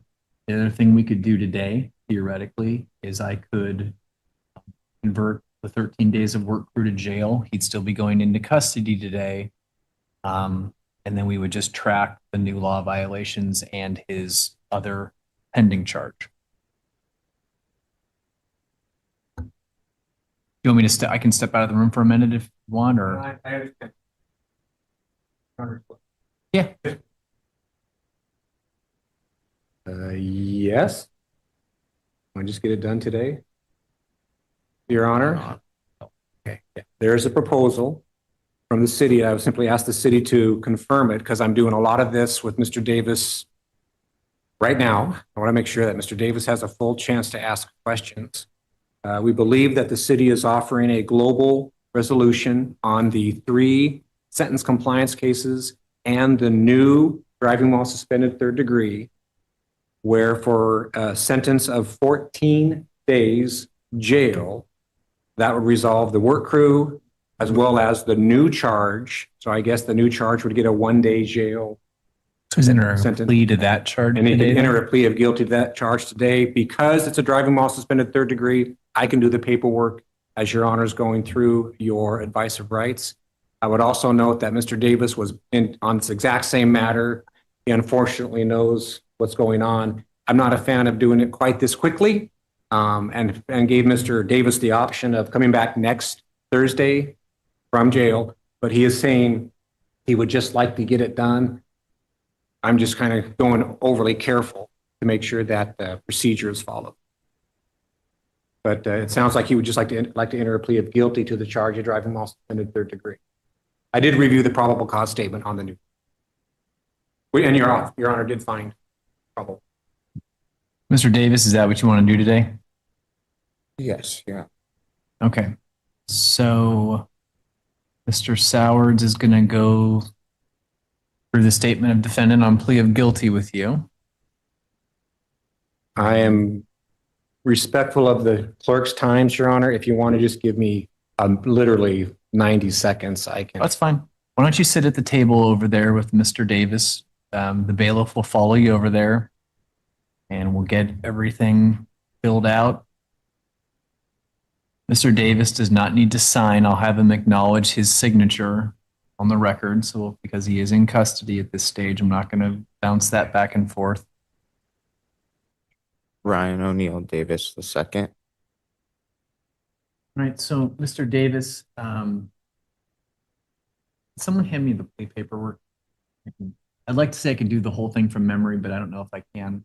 Just a blank copy of plea paperwork. Awesome. Hey, Mr. Davis, how old are you? I'm 27. This is the judgment set. I know they're filling it out. We're going to do it on the record at the same time. I promise we're expediting. I'm just trying to make sure I don't miss anything. Awesome. Take that one back. No, I'll keep it. All right. And Mr. Davis, what's the highest grade in school you've completed? Just high school. All right. Are you able to read and understand the English language? Yes. Doing a plea today to the charge of driving while suspended in the third degree, you're giving up some important rights that we're going to review on the record. You have the right to a speedy and public trial by an impartial jury in the county where the crime was alleged to have been committed. You have the right to remain silent before and during trial and the right to refuse to testify against yourself.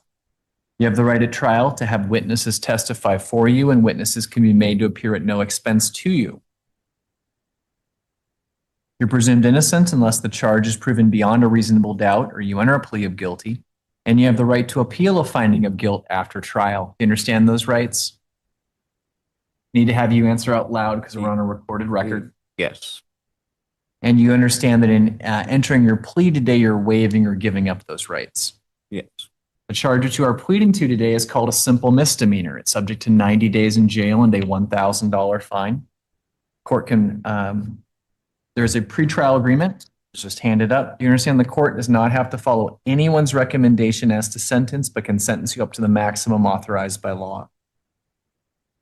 Yes. Court can place you on probation for 2 years, during which time you'd pay cost, fees, and assessments as authorized by law. Yeah. To the charge of driving while suspended third degree, taking place on January 23rd, 2026 in the city of Battleground, Washington. How do you plead? Guilty. Guilty.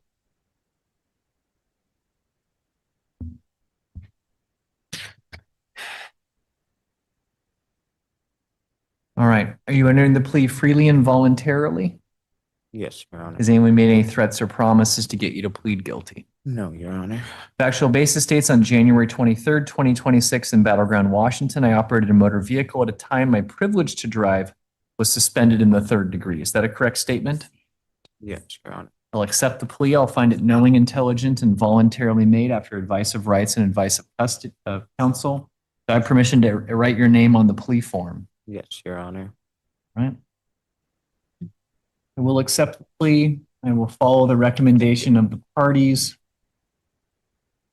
Driving while suspended in the third degree. 90 days with 89 days suspended, leaving 1 day to serve in custody. $1,000 fine with all 1,000 suspended. 24 months of bench probation.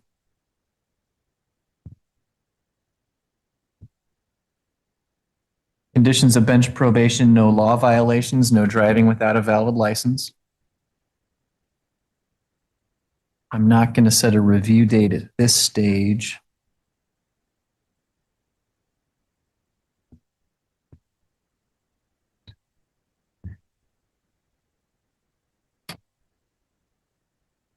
On the associated probation cases, all three of which are driving while suspended third degree, 3A0, 435, 363, 5A0, 244, 668, 5A0, 389, 510. The work crew previously assigned to each case is converted to jail. The jail time on the probation cases will run consecutive to one another and consecutive to the new law chart. Total jail sanction is for 14 days.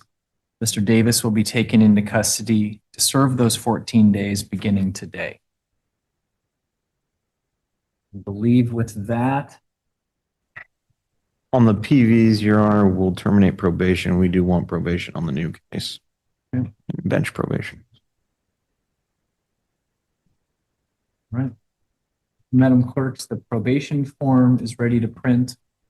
Mr. Davis, we're going to get you some documents probably in the back here, sir, and then your cases are concluded for today. Thank you. Okay. Ms. Mohammed, are the people ready to go? Yes. All right. Let's go on the record in the matter of Henry Hearns, 25116-1. And appearance for the people, please. Good afternoon, Your Honor. Mohammed on behalf of the people.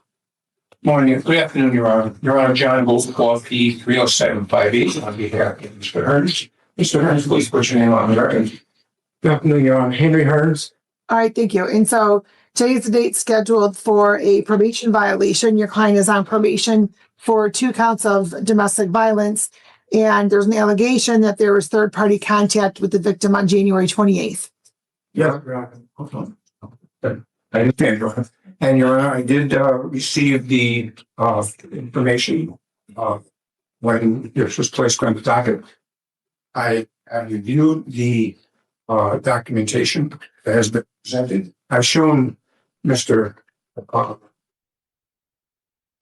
Mr. Henry the allegations as well as a lengthy note from, I believe, it's an individual by the name of Grace, who is the victim's daughter. Okay. And explained to him what the purpose of the probation violation hearing was, and what the allegations are. With that said, Mr. Hearns would plead guilty to the violation. Okay. Is that correct, sir? Yes, Your Honor. Please raise your right hand. Do you solemnly swear or affirm the testimony you're about to give in this matter be the truth, the whole truth, and nothing but the truth? Yes, Your Honor. And you heard the allegations, correct? Yes, Your Honor. As to the allegations, sir, how do you plead? I plead guilty. You've gone over your advice of rights with your attorney, correct? Yes, Your Honor. For probation violation purposes, and you understand all of those rights. Yes, Your Honor. You also understand by entering into a plea that you'll be waiving some of those rights. Yes, Your Honor. And you understand the possible penalty as a result of your plea, whether in this court or any other court. Do you understand that? Yes, Your Honor. And you understand in this matter that the recommendation is for probation to be revoked, case closed without improvement, $50 probation violation fee, and maximum incarceration. Do you understand that's the recommendation? Do you understand that? Yes, Your Honor. Knowing all of that, do you want to continue with your plea? Yes, Your Honor. Has anybody promised you anything, threatened you, or coerced you in any way for you to enter into a plea? No, Your Honor. All right. And counsel, if you can please voir dire your client. Mr. Hearns, you're placed on probation to this court. Is that correct? Yes. And as part of those terms and conditions of probation, you're not to have any contact, either direct or indirectly, with your with the victim in this matter, which is your wife. Is that correct? Yes. And you're going through divorce proceedings at this point in time? Yes. Okay. And did you on January 28th of 2026 text Miss Gracie. Okay. Did you text Grace Edie? Is that her name? Yes. With some information. Is that correct? Yes. And that text was sent, and you knew you weren't supposed to do it, correct? Yes. Why did you do it? Well, on the 28th, my daughter had a car accident. Well, hold on. We'll go into that in just one moment, counsel. Okay, great. So you texted her, knowing you weren't supposed to. Is that correct? Yes. Knowing it was in violation of the court orders, correct? Yes. That's pretty good. The court is also satisfied the plea is knowing, voluntary, and factually accurate. The court will accept your plea to the violation. And sir, why did you send that message? On the 28th, I was on the phone with my daughter. She was on her way home. She was on her way home from school from a transportation company. Somebody rear-ended her. And she wound up busting her head open and messing her lower back up in the back of her neck. So I'm hearing all this on the phone. She's screaming and hollering, Dad, help me, Dad. So the phone dropped. So I'm still hearing her. And the guy that was driving picked up the phone. I said, where's my daughter? He said, I'm cleaning the blood out of her eyes. She can't see right now, Mr. Hearns. Just hold on one second. I said, what happened? What happened? So I'm panicking, Your Honor. I'm panicking. I don't know who to call. I don't know what to do. I don't have no car. I don't have nothing. Right? So I'm trying to figure out, okay, is my daughter okay? Is she conscious? Okay. Did you call the ambulance? Yes, everything was done. So the fire truck got there before the ambulance. I'm still on the phone with her, Your Honor. He gave her back the phone. He has the phone up to her. So she's crying hysterically. I say, Gracie, her name's Gracie as well. My daughter's name is Gracie. I said, Gracie, are you okay? Are you okay? Dad, I need you, Dad, I need you. And that's one of the worst feelings a parent could ever hear. So I don't know what to do, Your Honor. I don't have a car. I can't go anywhere. I'm calling everybody. It's during the work hours. I called everybody. So in my panic, I said, well, let me Gracie, because she always had a rapport with my daughter in the past. So I said, let me text and see if anybody could go up there because she's by herself. I said, the guy got back on the phone and they call him Mr. D. I said, Mr. D, is my daughter okay? Is she okay? Well, the ambulance is looking at her right now. I said, well, what's going on? I need to know where you guys are exactly. And he said, we're on 23 miles and something. Our home is 5 minutes from the hospital. So Wait a minute. I'm sorry. What city was this in? it was in Wyandotte. As soon as she got out of So what's 23 mile? That's what he said, 23 miles and something. I don't know why he said 23 because she's right. She was like, maybe, she called me as soon as they got in the car. So maybe 5 minutes afterwards, I hear a bam, a loud. And I'm panicking, Your Honor. I'm just totally in panic mode. Don't know what to do. I called everybody. My buddy, my godbrother that lives there with me, he's at work. Everybody else is at work because it's at like 3:15 and everybody gets off at 5. So I don't know what to do. I'm panicking. It wasn't no disrespect. I didn't mean anything by it. I wasn't trying to connect. Hold on. I just Sir, pause. Is Constance Hearn's daughter a person that you are prohibited from having contact with? Yes, Your Honor. When you contacted Miss Hearn's daughter,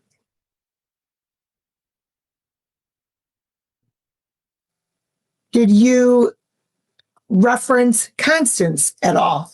Yes, Your Honor. I said, Your Honor, if I may, the text message that's complained about states, can you ask mom if she can go to Beaumont Hospital in Wyandotte? A car just ran into them and she is injured. Gracie, his 10-year-old daughter, is hurt really bad. That, it appears, was what was texted. Yeah. Sure. Well, there's not a Beaumont Hospital in Wyandotte. I was panicking, Your Honor. I wasn't thinking. And second of all, sir, you have a number of family members from what I recall. There was no need to contact any of the individuals that you were ordered not to contact. They were at work, Your Honor. Everybody was at work. Everybody I called was at work. And I mean, I even called the neighbor in Wyandotte. I called him. He was at work. So I'm trying to call anybody I can think that was in Wyandotte that can get to her. Because I knew I wasn't going to get to her till about at least an hour. Because I'm like 50 minutes away from there. And still, I don't even have a ride set up yet. So I knew it was going to be at least an hour before I could get to her. And I panicked. I didn't mean anything by it. Didn't mean no disrespect. I understood, Your Honor. And then once I got there and I calmed down and I thought, I was like, hey, I wasn't supposed to do that. You know, and I thought about it then. But right at the moment, I was thinking about my daughter, Your Honor, just somebody being there with her. That's all that mattered to me. At that moment was somebody being there with Gracie, because I didn't know what condition she was in at the end of the day. So how does your daughter get back and forth to school? Transportation. From Wyandotte to Clinton Township. Counsel, do you have any objection to this court reads this communication that's in the file? Your Honor, I do. Okay. Because I have not read it. no, I know, Your Honor, and I have read that and I have been provided with that. And the communication is clear. There's no doubt, and he's admitted to it, that he texted Gracie for the reasons he did. He's admitted to the violation. My objection to all of this other is that it's lengthy. It alleges a lot of things that are not before this court, whether they're true or not. And when I showed them to Mr. Hearns, he is contesting, or at least this is. Okay. So I do have some objections, only because it really has nothing to do with the violation. Okay. You have your phone with you, sir? Yes, Your Honor. Great. Pull up January 28th. We may pull it up where you didn't like this person. Pull up your call log. Pull up your call log for January 28th. I can go back. Yeah. Okay. Okay, here's 28th, Your Honor. Okay, great. Any objection to this court reviewing your client's phone for January 28th call log? Absolutely not. Guess not, Your Honor. Okay, you can show it to Mr. Mohammed so he can see it. Okay, so January 28th. What time did you got a call from the transportation person at 3:15, correct? I was on the phone with my daughter Or sorry, 3:15. yeah, around 3:15-ish. That's when she called. All right, so what is your daughter's name saved as in the phone? Grace Booters. Okay. That shows 303. Who's Alex Newjoint? That's my godbrother I stay with. Who's James Bro? That's one of my brothers I call. Divergent Transportation is who That's drives your daughter. That's when Mr. D called me Okay, then James Bro called you at 3:23. because we was trying to set up a ride to get to her. Okay, so what resulted from that phone call? He couldn't do anything at the moment because he was at work. Who's May May? That's my sister Mary.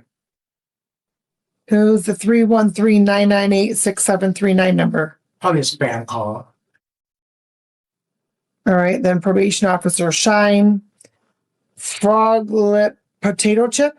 That's my niece. I call her that. Her name is Iris, but I called Mrs. Shine to let her know that I'm going to be going to pick up my daughter just in case they see that I'm out. I'm heading to the hospital. That I called her. Okay, and then Frog Lip Potato Chip called you back. Yes, she was trying to set up a ride to go get Gracie, but she stays out there with me by Clinton Township. She stays in Sterling. Okay, so did she end up getting a ride? No, ma'am. Farisi Poo. That's my other niece, Ferris. All right, then you called James Bro back. Yeah, he's still trying to set something up. Then you called Grace back. Alex Newjoint called you back. He was trying to get off his construction and come and pick me up, which he later on he did. He came and got me and we went there. Okay, and what time was that? Maybe a little hour and a half, I think, later. Okay. Then Grace Booters, you called her twice at 4:27. And then Billy, new number. That's my brother.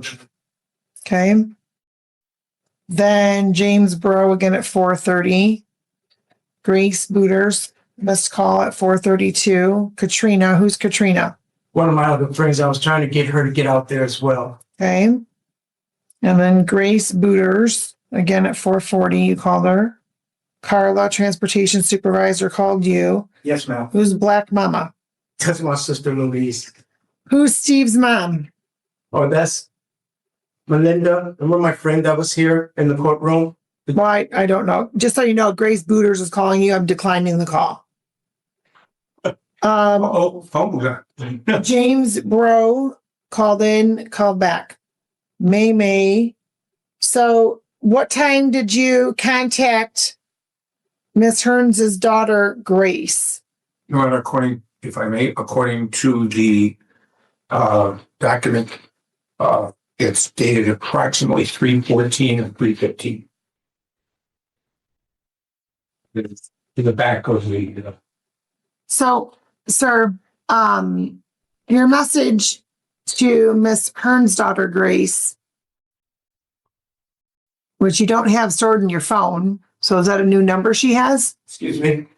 Is that a new number that Grace has, Miss Hearn's daughter, Grace? No, that's the number that I've always had. You don't have her stored in your phone? Yes, it's under Grace, wife's daughter. Your Honor, but he texted her, didn't call her. No, I didn't call. I understand. Well, his call would only show those that he called.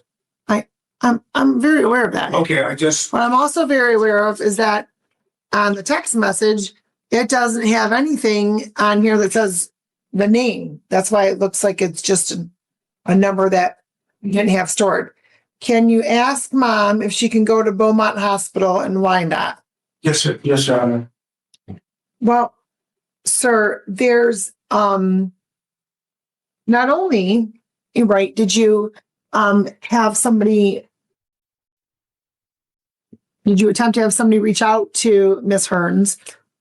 But what was going to happen when you got to the hospital and she was at the hospital? Well, I was gonna call my daughter's Trace's phone and let her know I was 15 minutes away. And when I was 15 minutes away, she was to leave and I was to come in. Where's that information at? I didn't want to keep texting. I was just gonna call my daughter Grace. Why didn't you want to keep texting? Because I just didn't want to violate Your Honor any more than what I did. Because I was already panicking. Once I made the call, once everything was settled down, I was like, you know what? If they get there, fine. I'll call Gracie, which I did 15 minutes before I got there. No one was there. And my friend Melinda wound up getting there before I did. So she got there about 15 minutes before I got there. But it wasn't to have no contact. That was never the intent. Even if Gracie, her daughter, would have went, that would have been fine. Just somebody that Gracie recognized. That's all I wanted. Even if it was the neighbor, somebody she recognized so she could feel safe. Well, sir, here's the thing, right? Constance Hearns is not your daughter's mother, correct? No, Your Honor. And you and Constance are in the process of a divorce. Yes, Your Honor. And when did your daughter move out of the home out of Constance's home? About 6 months now, Your Honor. Right. And does your daughter and Constance have any contact within the 6 months? No, Your Honor. No. So you thought it was appropriate for Grace to have her mom go to the hospital. If you wanted somebody to be with your daughter, Grace, right? You testified a little bit ago that Miss Hearns' daughter, Grace, and your daughter, Grace, have a good relationship, right? Say that one more time, Your Honor. The two Graces, you testified, both had a good relationship, correct? Yes, from last day we're in contact with each other. Okay. So when were they last in contact with each other? Year and a half, maybe. Okay. So why didn't you just have Grace go sit with Grace? Well, that's what I No. Because you specifically said, can you ask mom if she can go to Beaumont Hospital in Wyandotte? A car just ran into them and she is injured. Grace is hurt really bad. Well, first of all, nothing in there about can you or your mom go there? Or can you go there? Nothing. Your first comment was for Constance to be asked to go there.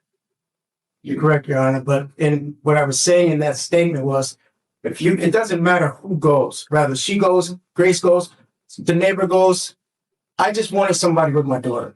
And that's the honest to God's truth. It didn't matter to me. I was just panicking because I heard my daughter screaming and yelling and howling. And I just wanted to make sure she was okay. Mr. D went to the hospital himself, so he couldn't even sit with her. So she was by herself. What about the transportation supervisor person? No, she was somewhere else. She called me on the way there. You know, she was on another job or whatever. But she was on her way to the hospital. No. All right, Mr. Mohammed, do you have any questions or any input as it relates to the recommendation in this matter? No, I will defer to the court's discretion. Does Ms. Hearns want to be heard? Yes. Okay, ma'am, I'm going to have you come. You can stand over next to Mr. Mohammed if you'd like. Okay, Mr. Hearns, I'm going to have you step back, please. Okay. Go back, thank you. Okay, and your name for the record, please. Constance Hearns. Okay. May you please raise your right hand. You solemnly swear or from the testimony about to give this matter be the truth, the whole truth, and nothing but the truth. Yes, Your Honor. Okay. And what would you like the court to know regarding the recommendation in this instance regarding the third party contact? Well, first and foremost, my concern is that there's plenty of people that could have been contacted. My daughter hadn't had any contact with his daughter in a very long time. So him contacting my daughter was a direct line for him to contact me. And for it to say Beaumont and Wyandotte when there's not a Beaumont and Wyandotte, that leaves open Pandora's box for me to contact him to try to find out where Grace is at. I was not going for that as well. And for me, he's already been served with a PPO. So for me to even go there to even have contact with Grace or to have contact with him, whether I went there or not, would have been in violation of the PPO. So as soon as I got home from work and my daughter told me what had happened, she showed me the text. I contacted his probation officer, left a message.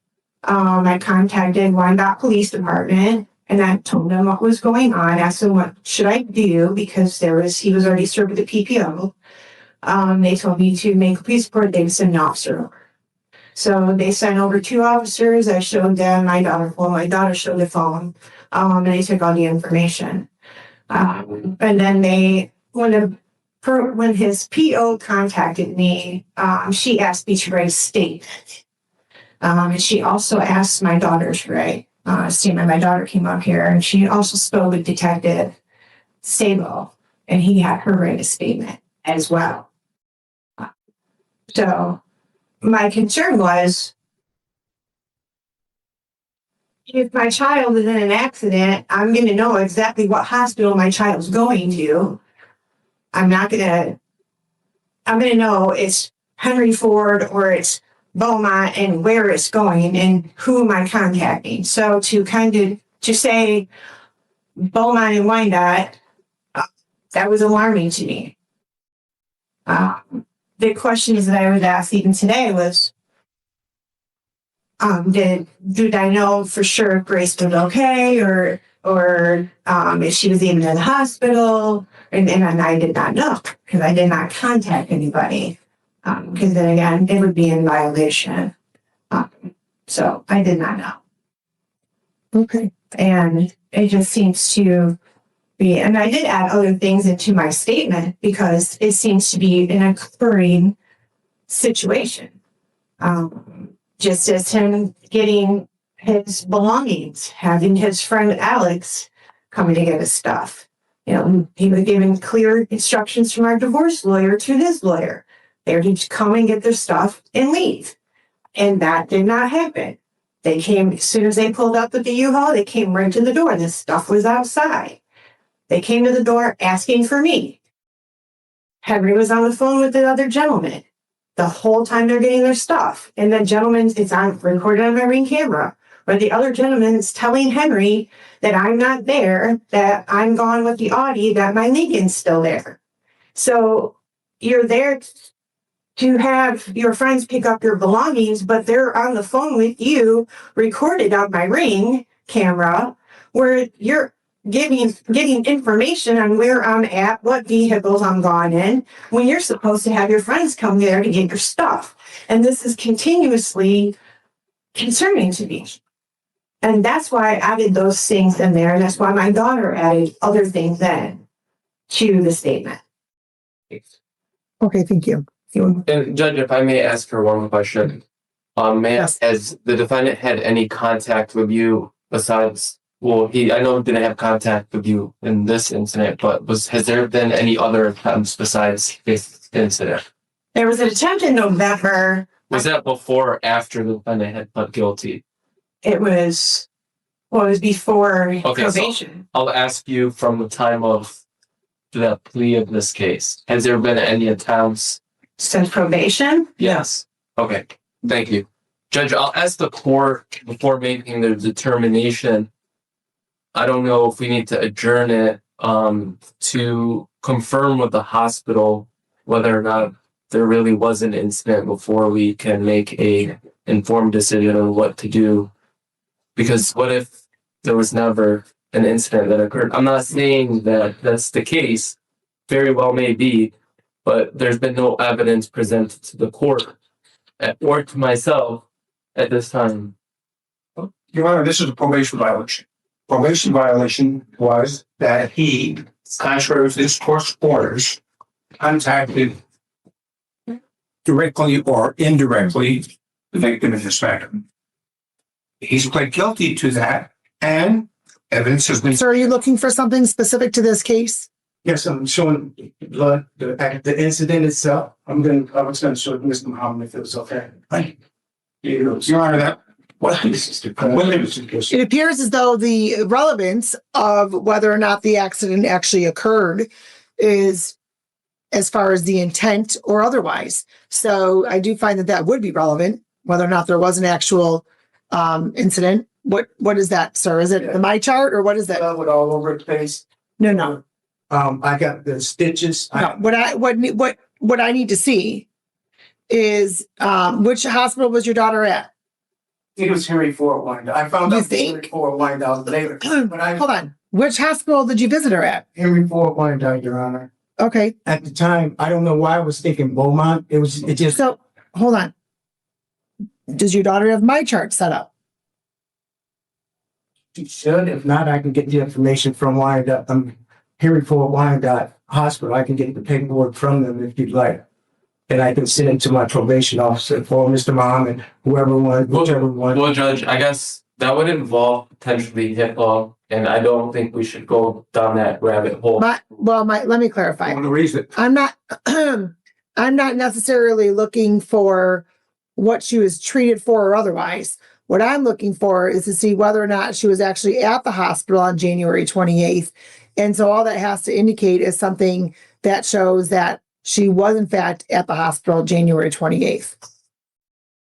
That's what I'm looking for. I'm not looking for a diagnosis. I'm not looking for anything like that. But Or my apologies.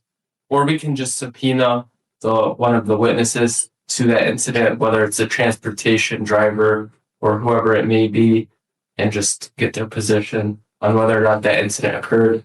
I'm more inclined to believe the defendant. I'm being transparent. However, it's their burden.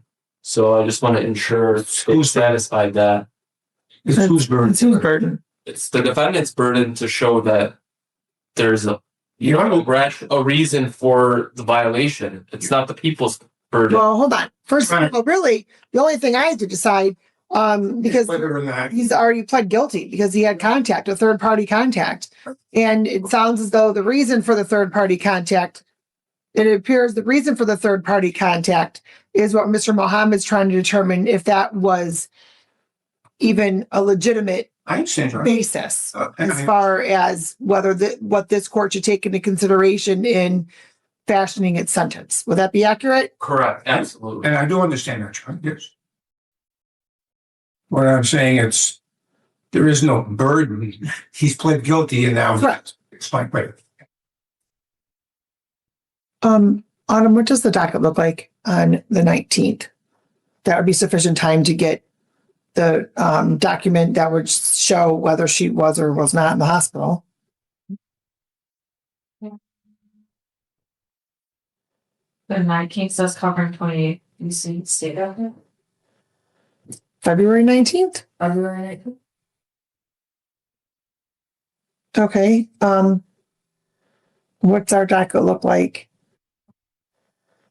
I know we have the jury selection in the afternoon. That's fine and what's happening. So at 8:00 a.m. it says covering 28th BC and then we're starts at 9. Okay, how many cases does Mr. Golpa already have? 3. Oh, okay. Not too bad. Yeah.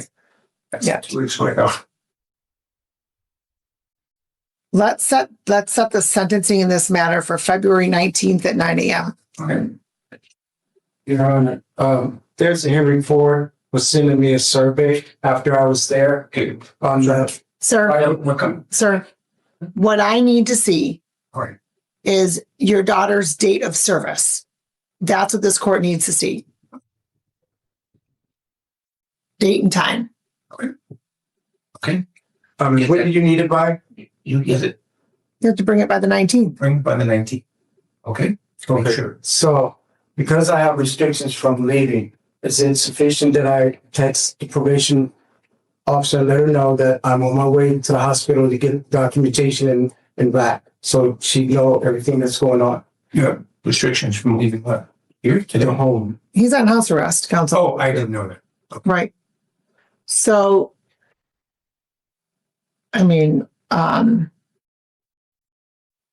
I said, I didn't give it. you should, I mean, if your daughter has a MyChart account, or if you set up a MyChart account, you don't even need to go to the hospital. You can get it all online. I can't get it online. My wife has the passwords on my phone and I still can't get online. I can't get apps. I mean, she has the password to your phone. She reset my whole phone and changed the password and she didn't tell you that. Yes, I can show you right now. And I've been asking her for the last 6 months to please give me the password to my phone. All my daughter's pictures when she was born. Hold on. Do the two of you share an Apple ID or an Apple something or other? Yeah, we have all our phones is connected.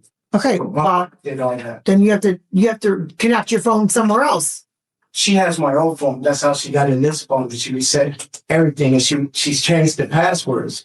I can't get on my Facebook. I had to make a new Facebook account. I can't get on my Google. I have to go through her password, and I can't get on my emails because she has the passwords and she keeps giving me different names and they're not the correct names for the password. So I'm locked out of everything for the last 6 months.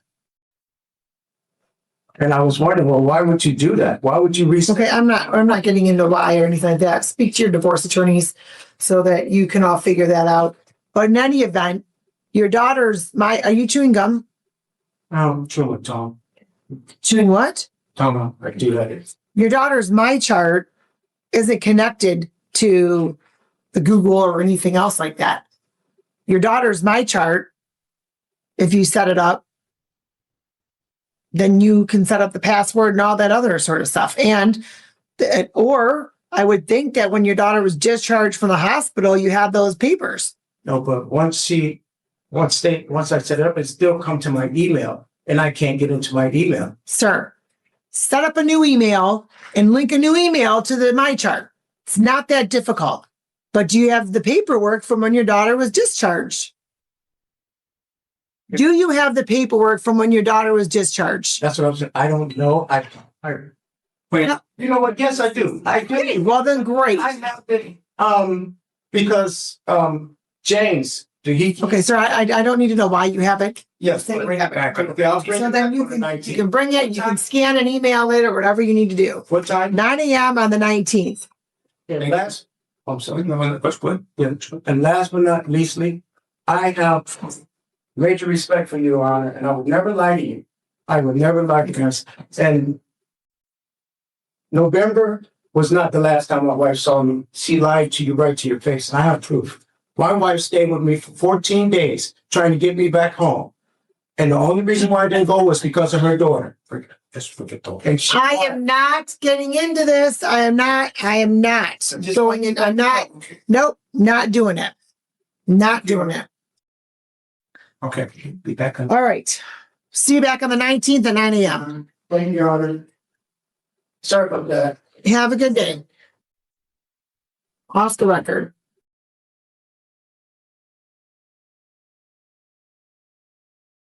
Well, this was gonna be the ending, but now, instead, something, now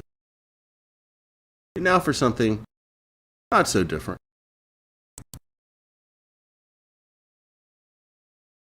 I call this Hoodies in the Supreme Court.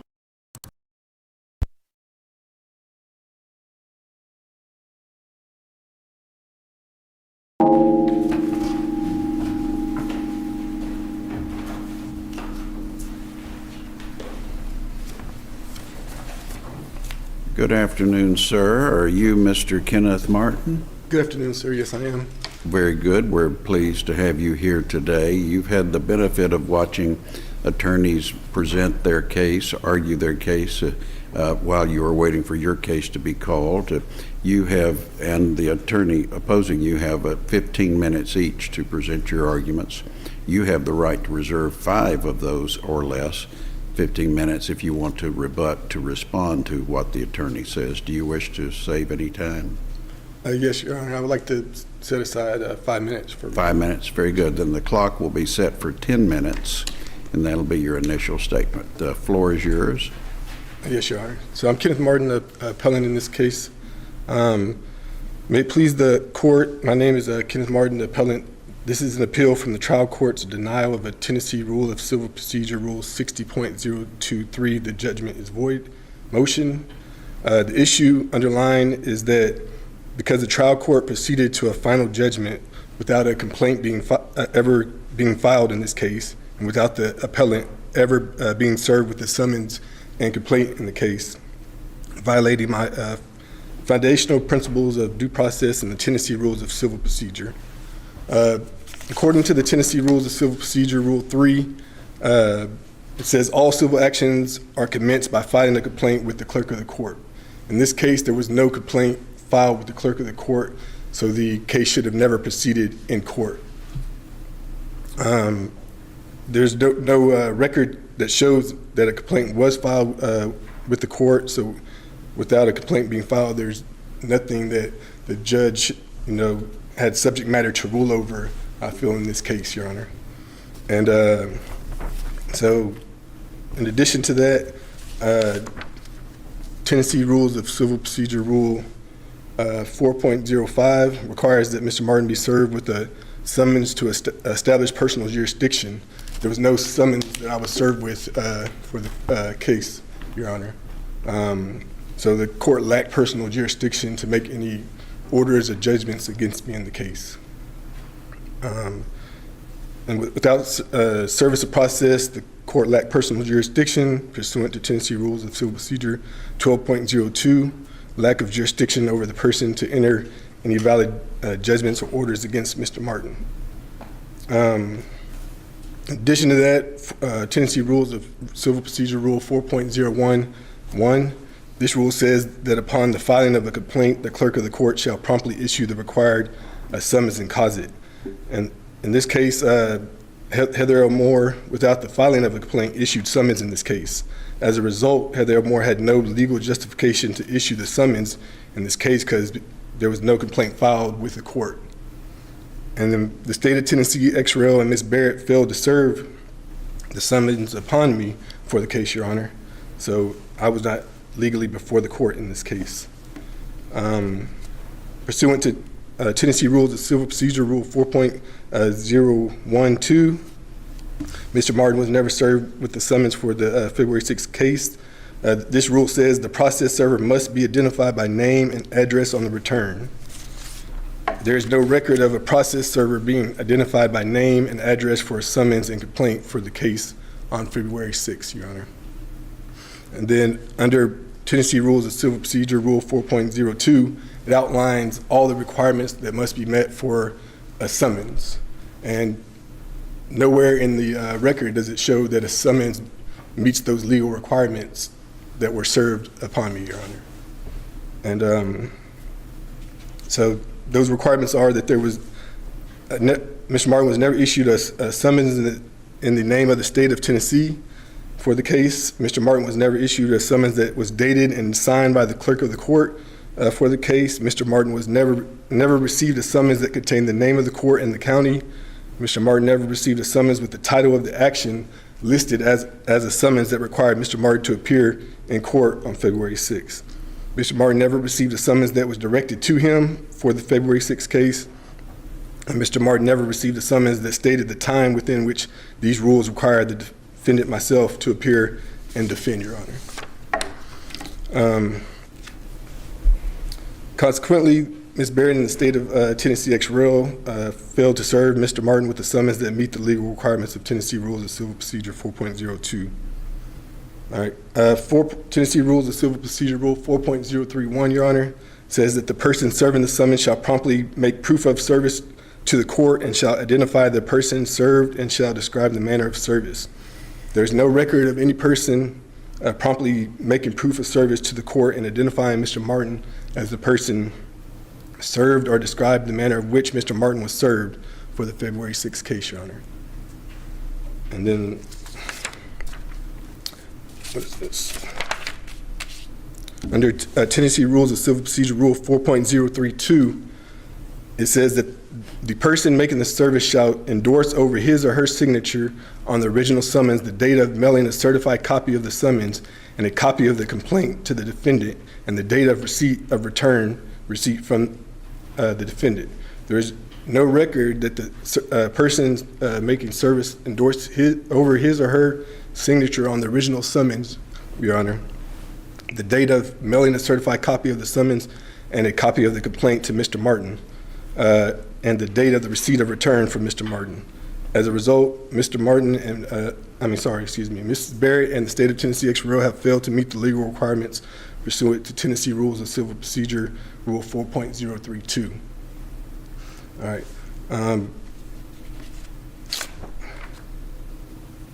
Under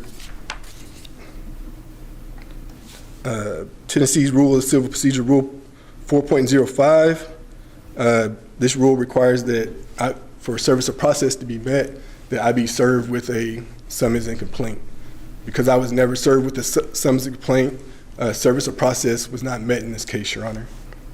And Ms. Barrett and them failed to meet the service of process requirements pursuant to that rule, Your Honor. And so Mr. Martin was never properly served with the summons and complaint as legally required pursuant to Tennessee Rules of Civil Procedure Rule 4.052, which clearly states that the service of process pursuant to this rule 4.05 shall include a copy of the summons and of the complaint. Therefore, Mr. Martin was not properly before the court. For that reason, this is insufficiency of service of process pursuant to Tennessee Rules of Civil Procedure 12.025, Your Honor. As a result, the Chancery Court of Montgomery County, Tennessee at Clarksville failed to acquire personal jurisdiction over Mr. Martin before making any orders or judgments against Mr. Martin. Therefore, the Chancery Court lacked personal jurisdiction pursuant to Tennessee Rules of Civil Procedure 12.022, lack of jurisdiction over the person to enter any judgments or orders against Mr. Martin, Your Honor.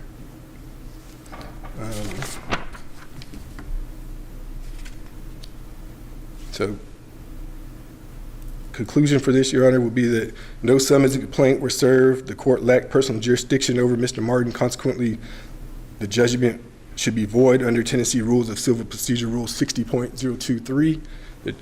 And that's what I have, Your Honor. All right. Thank you, Mr. Martin. We'll hear from you again after we hear from the attorney. Yes, Your Honor.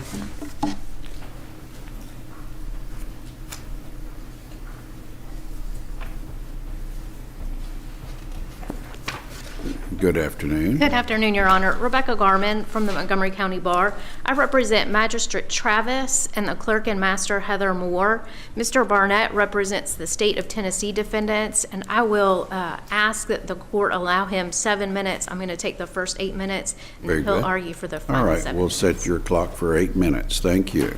Thank you, Your Honor. I want to address first a brief overview of the facts in this case. Appellant Mr. Martin just talked a lot about a complaint and a summons, and I want the court to be aware that all of those things that he was talking about are from a completely different case. They're not the case that we're here on today, but they are related, so I would like to give a brief overview of this prior case.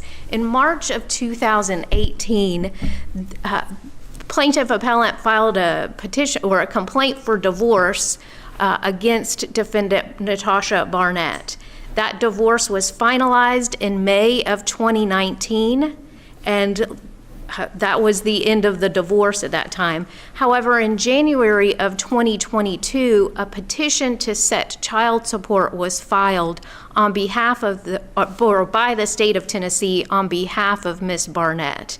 Several summonses were issued for that petition to set child support. That was appropriate. Many of those summonses were returned as unable to be served, but in November of 2022, a new summons was issued to Mr. Martin, and it was served, I believe, November 12 of 2022. That document, the return of service, along with an affidavit from the private process server, is in the record. It's in volume 4 of the record. It starts on page 439 and goes from there. But there is a summons that was issued appropriately on the petition to set child support. That was issued in November of 2022, was served in person on Mr. Barnett in November of 2022 as well. There was a return of service filed. The affidavit from the private process server is listed on that document. A description of the individual he served, as well as his name and location, are also listed. So all of that is proper and appropriate. After that, the trial for the petition was set for hearing on February 6th of 2023. Mr. Martin appeared at that trial. I believe he appeared in person, and it was ruled over by Magistrate Judge Travis. Mr. Martin presented proof, as far as we can tell, and fully participated in that hearing without any indication that he was not properly before the court. It is our position that he appeared at that February 2023 trial as a general appearance. Magistrate Travis then issued her findings and recommendations, where she established a monthly child support obligation for Mr. Martin, as well as child support arrearages. On February 14 of 2023, an order confirming those findings and the recommendations was entered by the chancellor.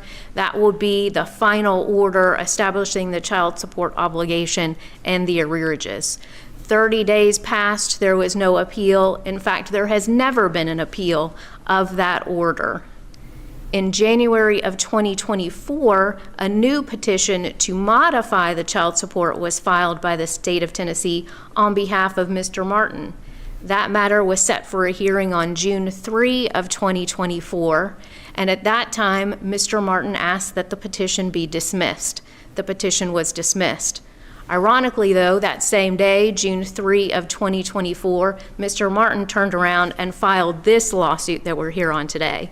So there are two separate lawsuits, and the lawsuit Mr. Martin has talked about during his argument were the previous divorce file and child support, which was filed in Montgomery County Chancery Court and had a docket number of DI-18-186. This this lawsuit that we're here on today is a completely different lawsuit. It is candidly difficult to understand the precise claims that he's making, although it seems to be a collateral attack on the child support obligation that he has been entered. On behalf of Magistrate Travis, we will say that no summons has ever been issued to her, so we contend she is not before the court. Only a limited appearance was submitted on her behalf, along with the Rule 12 motion. I did not hear any discussion about Magistrate Travis at all from Mr. Martin during his oral argument, so I'm not even clear if he's still attempting to assert a claim against her. But if he is, we contend that she's not properly before the court because no summons was issued. So there's insufficient process and also insufficient service of process. Alternatively, she was the child support magistrate at the time. Any activities that she performed in this case for which Mr. Martin may complain, she is immune from those as judicial duties. Moving on to the clerk and master, we contend she is also immune because any issues relating to an issuance of a summons or anything with paperwork in the pleadings are part of her quasi-judicial duties, and she is immune from those. All I heard Mr. Martin mention today about the clerk and master, Heather Moore, is that she issued a summons without a complaint. Candidly, that's mistaken. There was a petition to set child support, which is a proper petition, which was filed in the divorce and child support case. That is a complaint or petition, a proper initiating pleading in this case. The clerk and master, at the request of the state of Tennessee, who had submitted the petition, issued a summons.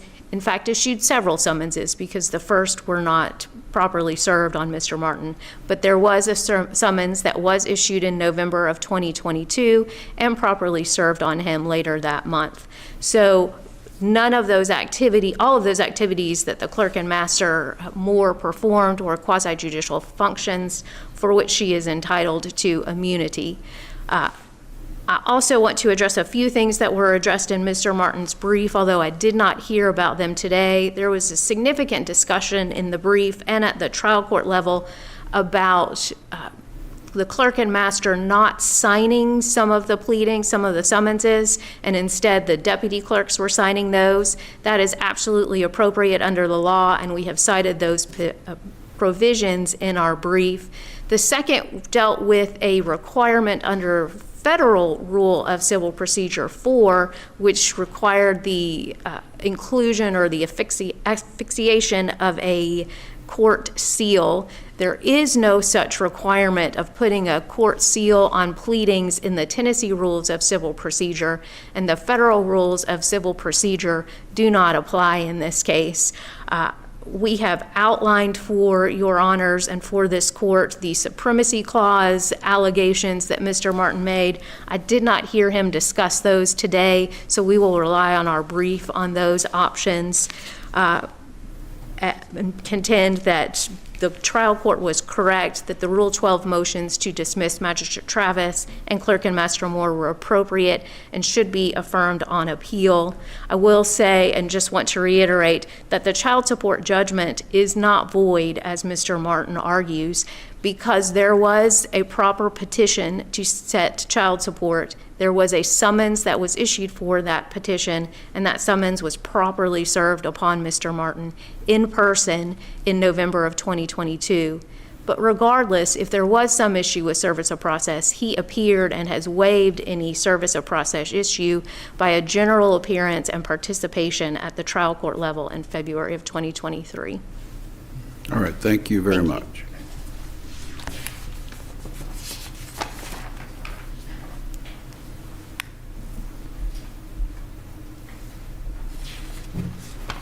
Good afternoon. Good afternoon, Your Honor. My name is Wade Barnett from the Tennessee Attorney General's Office, and I represent the state defendants, the state of Tennessee, the Child Support Office of Montgomery County, and the Chancery Court of Montgomery County. Just for purposes of clarification, General Scrutiny and General Nash were named as parties on appeal. They were never named parties at the trial court level, but just to clarify that for the record. As Ms. Garman stated, this case is an impermissible collateral attack on a child support judgment. In the state defendants' arguments, there's two arguments today. First, the state defendants would argue that Mr. Martin has waived all challenge to the trial court's judgment on appeal due to deficient briefing. Rules of appellate procedure and this court's rules outlines certain requirements for briefing. Mr. Martin did not comply with those. For example, in his statement of issues, he doesn't address many of the grounds that the trial court relied on in dismissing the amended complaint, including sovereign immunity, insufficient service of process, relief under Rule 60, and the statute of limitations. His statement of facts and statement of the case contain legal argument, and he does not cite to the record whatsoever. Yes, he is a pro se litigant, but pro se litigants are have some leeway, but they still have to follow the same substantive and procedural requirements as attorneys, and that was not done so here. So the state defendants would argue that all challenges to the trial court's judgment here have been waived. In the alternative, the state defense asks this court to affirm the trial court's judgment. First, the state defendants have sovereign immunity. Mr. Martin has asked for $10 million in damages. Under Tennessee law, the party cannot seek monetary damages from the state unless the state consents or waives sovereign immunity. That has not been done so here. And plaintiff does not cite any applicable authority that waives sovereign immunity. There's also insufficient service of process. Under the rules of civil procedure, in order to serve the state, you have to serve the attorney general or to an assistant attorney general. In this case, Mr. Martin served an assistant district attorney general. He argues that that is proper. It's not. This court has held that in order to effectuate proper service, there has to be strict compliance with Rule 4. And Rule 4 explicitly states it has to be served on the attorney general or an assistant attorney general, someone like in my position. Likewise, the trial court did not err in finding that Mr. Martin has failed to state a claim. Again, Mr. Martin has tried to issue a collateral attack on the child support judgment based off of lack of personal jurisdiction. He argues that there was no summons. But as Ms. Garman mentioned, there was summons, there was a petition to set support, there was a process server that served him back in November of 2022.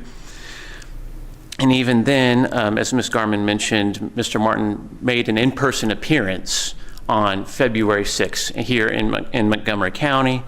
The trial court's order notes that he attended, and he actively participated. He answered questions. He did not raise any applicable Rule 12 defenses at that time.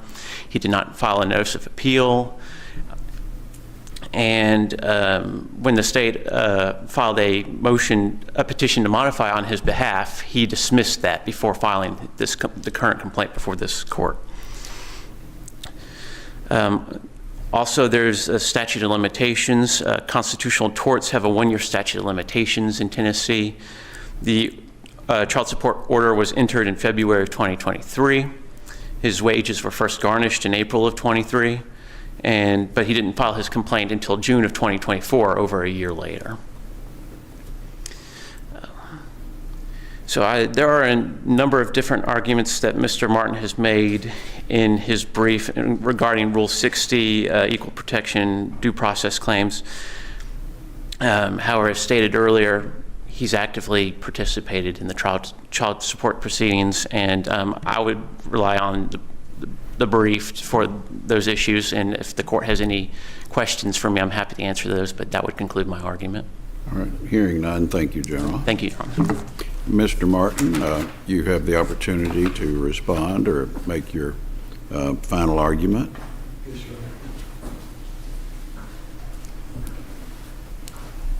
All right, Your Honor, the first thing that I would like to address would be, I'm sorry, I don't know your name, ma'am, but the lady over there stated that— Ms. Garman. Ms. Garman, yes, ma'am, sorry. That Mr. Martin was served on November of 2022. Well, that is correct, except for what she failed to mention was that summons that I was served with was for a completely different case that was, I believe, on December 5th of 2022. I never appeared in that case. I don't know what happened in that case because it clearly states on that summons that it's a no in-person appearance on that summons. And then from my understanding of the law, excuse my ignorance of the law, Your Honor, but from my understanding of reading several court cases is that if a court lacks personal jurisdiction over a person and a case is proven to be void from the face of the record, which in this case would be because I was never served with a summons or a complaint, the court never had personal jurisdiction over me to enter any judgments or orders against me in the case, that I legally would be able to attack this case. To address Judge Travis, I never had Judge Travis on this case, so I'm not sure why they keep bringing her up for this case. She was mentioned in my original complaint, but I never served her or anything for her to be a part of this case. Then further— You didn't intend Judge Travis to be a defendant in this case? No, Your Honor. I never served her or anything. I just made mention of her in the complaint, Your Honor. They mentioned the petition to set support. All right, nowhere in Tennessee Rules of Civil Procedure, Rule 4.05, does it say that a petition to set support meets the legal requirements of Mr. Martin being served with a summons and complaint. The petition to set support fails to address any violations of laws, of Ms. Barrett's rights, or anything that I did to be brought to court. So I think that all in itself fails to meet the legal requirements of what a complaint is supposed to be before the court. Nowhere in the petition to set support does it allege that I violated any laws or rights. And then without a summons and complaint, I am not required legally to file an answer until after I am served with a summons and complaint pursuant to Tennessee Rules of Civil Procedure Rule 12.01 says a defendant shall serve an answer within 30 days after the service of the summons and complaint upon him. Because I was never served with the summons and complaint, I'm legally not required to file a answer, Your Honor. And then to the gentleman, I'm sorry, I don't know your name, sir. General Barnett. But to General Barnett's statement about the law saying about the Attorney General, they have to serve the Attorney General. From what I've read in the law, Your Honor, it states any Assistant Attorney General. It doesn't specify in the law that it has to be a state or district Attorney General. It clearly says any Attorney General. So from my interpretation of that law, it's the requirement to serve Assistant Attorney General was met. And then pursuant to rules, Tennessee Rules of Civil Procedure, Rule 60.023, the judgment is void does not have a time limitation on which a person is bound by to challenge a void judgment, Your Honor. And that's all I have, Your Honor. All right. Thank you, Mr. Martin, for your argument. Your case will be taken under advisement, and a written opinion will be prepared, and the clerk of the court will forward that to you, to the address that you have provided to the court. Yes, Your All right. And thank you, Ms. Garman and General Barnett. That concludes the docket. All rise.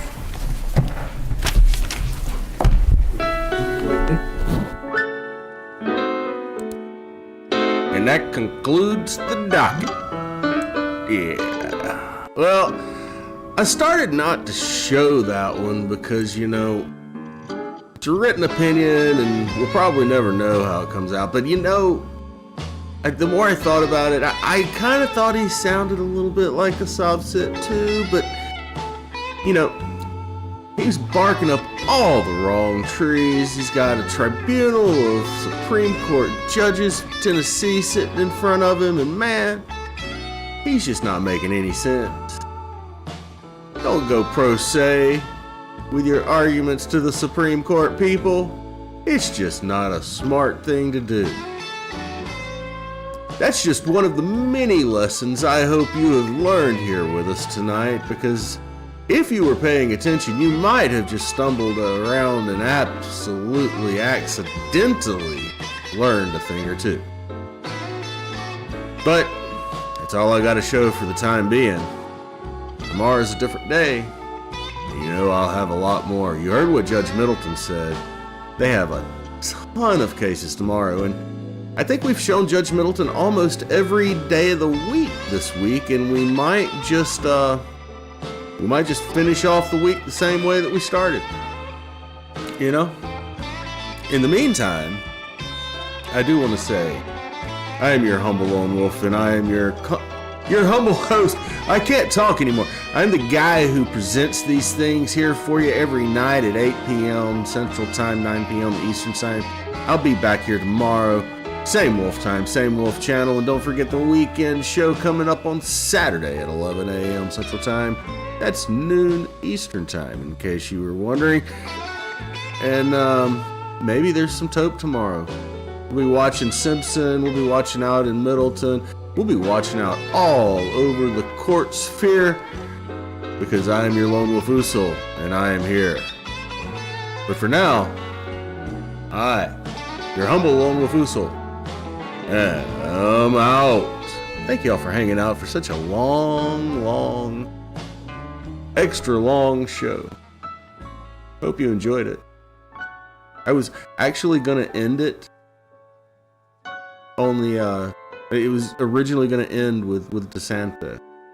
And then at 7:30 tonight, I said to myself, no, we're watching the Supreme Court.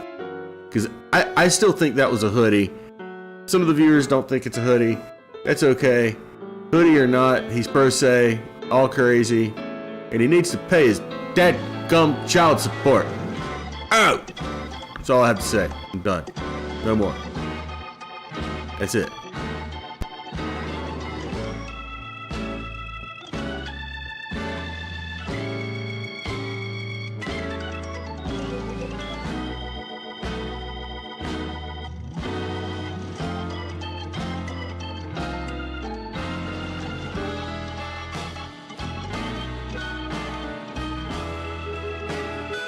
See, Felix says it's a jacket.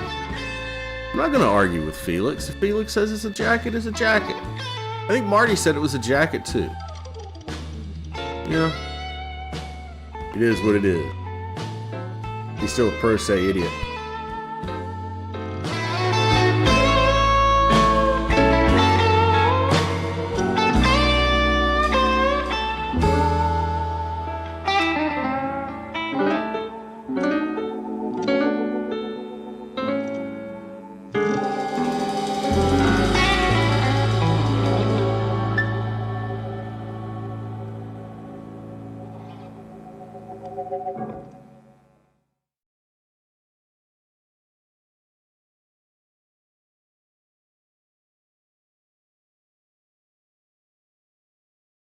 All that matters is that Courtroom Files thinks I am correct.